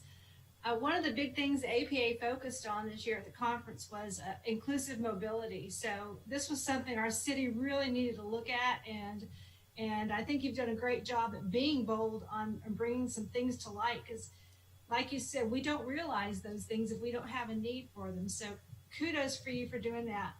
I also agree with Commissioner Urschel, because I live at Lake Point Parkway, and to get to town center is impossible except in a car or Ubering. I would love to be able to walk there for the evening and be able to walk home. So the waterway is a fantastic idea. I know it's probably cost prohibitive at this point, but that's something to look at, because I think it's just such a great idea, at least for the future, to incorporate the waterways. Also, lastly, the trips you were talking about that you took on the bikes and the walkways, do we have maps for those? Because if we could get that out there, I will go get my bike. It would be so much fun to ride through the different districts or to see different things from a different perspective. I think that would make people open their eyes a lot and really embrace all the work that's been done. So good job, Carla. Thank you. Thank you all. I second that.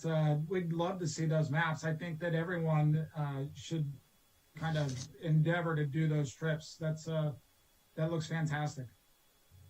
Yeah, commissioners, we do plan to post those on the website. So those will be available for any and everyone who wants to take a trip. We'll have all of them broken down for you all and any others in the community to go on those tours. So they'll be available for you guys. I have a question. This goes to the TEI. One of you can field it. You know, how in the world, I mean, as a fellow engineer, how in the world do you factor in the impacts of a pandemic? This won't ever be the same. I've got people in my office that in May were saying, hey, this isn't a bad deal. Could we switch to like 3 days a week at home? And I've heard that from more and more and more people. And I find myself wondering about, office occupancy and tax revenues and all of it. Are your models sophisticated enough? This isn't an anomaly that's going to go away in a year. You know, I saw just today where they said the impacts are going to last until 2024. So it may be a good thing because we're cutting down on automobile traffic, but at the same time, we're looking at it holistically. So I just wanted to throw that out to you. It is the greatest question. I'm going to spin this positively. We're trying to use this as actually an opportunity. The fact that we are doing this plan in the middle of this, I think allows us to build a plan that will be adaptable and flexible, because we don't know what the future is going to hold. We know it's going to be different. So the status quo may not be working. And so what can we build to make this plan really useful, to know that things are going to change? And that, I mean, like I said, holistically, I mean, it could be everything from tax revenues to just how people are getting around, to work from home, and the need for, better internet. I mean, all those things are all part of the kind of public infrastructure that can tie into the mobility networks that we're building. The other thing that I kind of want to note too is that Sugar Land, because of the investments in ITS systems, we're actually getting real-time data about how people are moving around, specifically from vehicles, the count data that's available. And so we're able to start seeing trends. And so one of the things that we're going to kind of do next is, we gave you the snapshot of pre-COVID, but we're going to start looking to see the impacts of mobility, hopefully within Sugar Land, on the different modes, to use that as an input into the plan as well, and then continue to look at what we see on a national level as well, to use as much data as we can to continue to give you guys something that's going to be useful, because we're not going to be planning for what's happened in the past, because we know it's not the same. And I don't know if Jeff wants to build off any of that. Yeah, I would just echo that. I mean, two things. One thing we've also seen is a huge increase in the amount of people who are trying to spend time outside. So if you go to any bike shop, it's difficult to get a bike. If you're trying to get it repaired, it takes weeks. Houston and LA have actually seen over 100% increase in the use of Strava data, which is one of the online ride tracking apps that people use. It's one of the highest in the country. Trails are some of the places that have permanent counters have seen 200, 300, 400% growth in usage. So it's making taking those tours, getting outside and explore more important. And so what we've tried to do, because none of us know exactly how to predict what's going to happen, but so much of transportation planning has historically been focused on the peak hour of work trips, right? We spend all of our time thinking about peak congestion at 5 p.m. and 8 a.m. This is really an opportunity for Sugar Land to step back and say, what do we want our city to look like, right? And not just to think about that one set of trips, which Eleni showed were a relatively small amount of trips, but what are all that freedom of movement, the quality of life, the mobility options that we want to be focusing on? And let's work towards that, recognizing that that's probably the most durable and flexible outcome relative to the sort of status quo that we've been on. If we want to stay on that, you don't have to spend as much time planning, but this is really an opportunity. So we're trying to take that as a positive way to think about what is a kind of a bad situation. So it is an opportunity for people to think creatively about what we want it to be. Thank you. Jeff, a quick follow-up on that. Do you actually look at the Strava data and look at the heat maps to see where people are actually riding and walking, and take some of that information into account? Absolutely. We look at that closely. One of the trade-offs is we have to ask a few questions about who are we designing our streets and our bikeways for. So Strava tends to bias towards a more recreational exercise or fitness rider. So we have to look at that, but it's certainly a great data point. There's some ways to assess that, and then ask the question, there's facilities for that type of rider. We also want to think about, I always try to design for like a 12-year-old kid, right? And so if he or she can ride at 12, that means it's going to be accessible for everyone. And so those are the types of questions we ask, but it's increasingly a useful and important data source for our plan. Thank you. Any other commissioners have questions for this group? Commissioner, real quick comment. I think it's worth trying to tie back Insight 7, which talked about some of the level of stress in creating that human scale, tying that back to the work of this commission. And I'm thinking back to those on the commission that were on a number of years ago will recall when we approved the what is now the plan development that houses the Sprouts there on University. Every time I drive by there, it occurs to me that we probably made a mistake by not insisting that the sidewalks be inside the row of hedges that are there, right? And if you think about where, if you look around developments all around the city, that occurs time and time again with the sidewalk right up against the thoroughfare. So I think, we should just file that away as we get future developments, and especially, that'll be especially relevant and when redevelopment starts coming our way. How do we account for the human scale that then would lead to potentially more usage and adoption by residents. So I hope that we'll keep that in mind going forward. It's a great point. Thank you, Taylor. Any other questions or comments?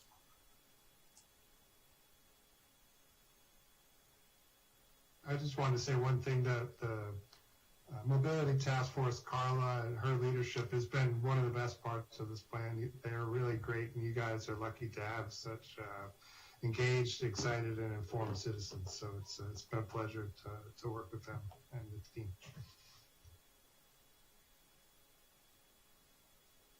Buckle up. Wait till you get to the community meetings.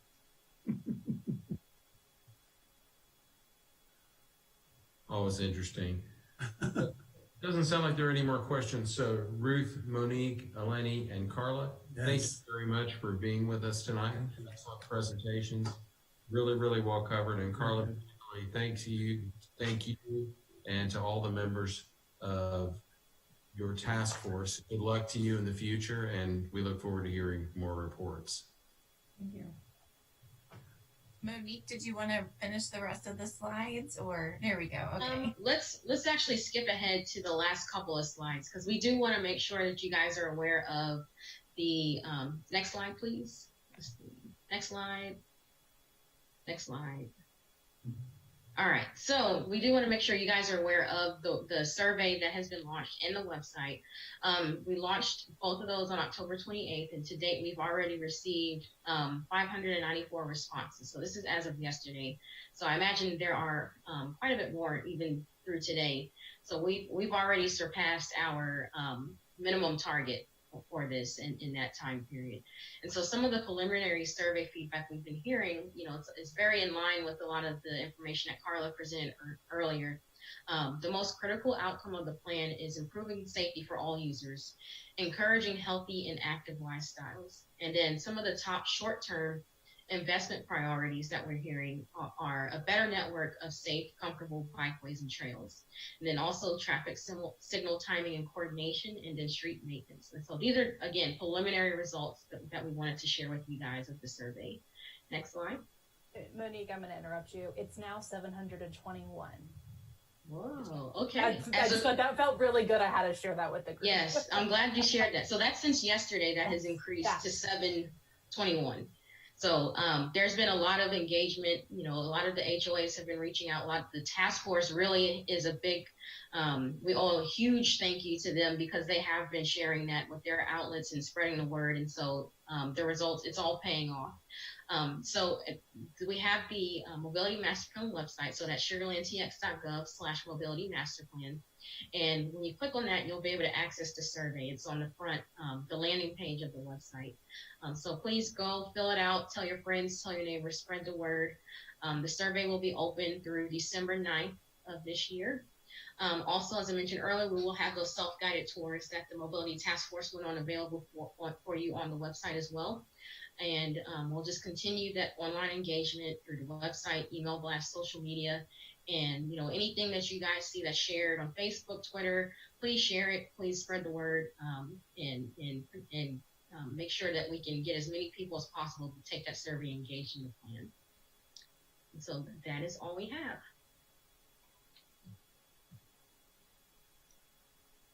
Excellent. Thank you again, Ruth and Monique, for bringing us home on that. It's great to see so much participation in the surveys. I'm trying to help. I'll fill it out every time I get a reminder. No, I'm just kidding about that. But hopefully. And one thing I do want to mention about the survey, it is pretty long. But you do have the opportunity to start it and then go back and finish it. We really want to make sure we gather a lot of information from anyone. So we tried to make it as short as possible, but it is still pretty extensive. So just know that you can take a break and come back if you get to that point. Also on that, super quick, we're not just looking for residents to fill that out. We're also looking for people who work in Sugar Land or go to school in Sugar Land. So really anybody who uses our mobility system. So that's probably anybody you know around you, so really encourage your friends and neighbors and family to do the survey. And also really looking to reach the younger audience, not just people, adults, teenagers, young, children, even if they want to sit through the 25 minute survey. But we want to hear from everybody because this is a plan that's going to affect them in the future too. And so, again, just encourage everyone in your household to fill it out. It's not one per household, it's anybody and everybody, and anybody beyond. So.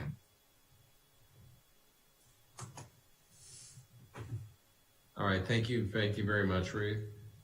Okay, item 7A, reports. Planning and Zoning Commission liaison report from the City Council meeting on November 3rd, 2020. Who had the pleasure of going to that extended meeting? I did. And it was my good fortune that it went quickly. There was nothing on the consent agenda that got flagged, so that helped. There were a couple of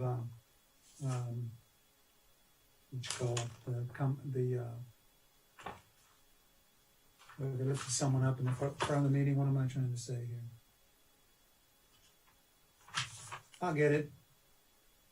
Oh, there's some recognitions, but we won't get into them. It's late. The only item that really concerned us was the first consideration of the ordinance of the City of Sugar Land, providing for a change of the zoning from Plan Development District PD, General Development Plan to Plan Development District PD, Final Development Plan, Imperial Highway 6 District, Tract 1, for approximately 1.872 acres, located at the corner, our intersection of Crown Garden Trail and State Highway 6. It passed unanimously.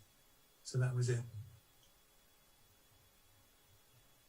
Outstanding. Thank you very much, Dan. Item 7B, city staff report. Okay, just real quickly, the next meeting that you'll have is scheduled for December 8th. Since this is November, we'll have just the one meeting this month for P&Z in November. So you've just taken care of that. So your next meeting should be December 8th. We anticipate a zoning item for a CUP for a car wash off of 90A in University that we'll be advertising a public hearing for. Might have some platting or not, just depending on timing. And that's everything we have. Excellent. Thank you very much, Doug. Do I hear a motion to adjourn? Motion. So moved. All right, Commissioner Ushold, seconded by Commissioner Watley. All in favor? Aye. All right, thanks everyone. Have a great evening. Take care. Bye, everybody. Bye, everybody. Yeah.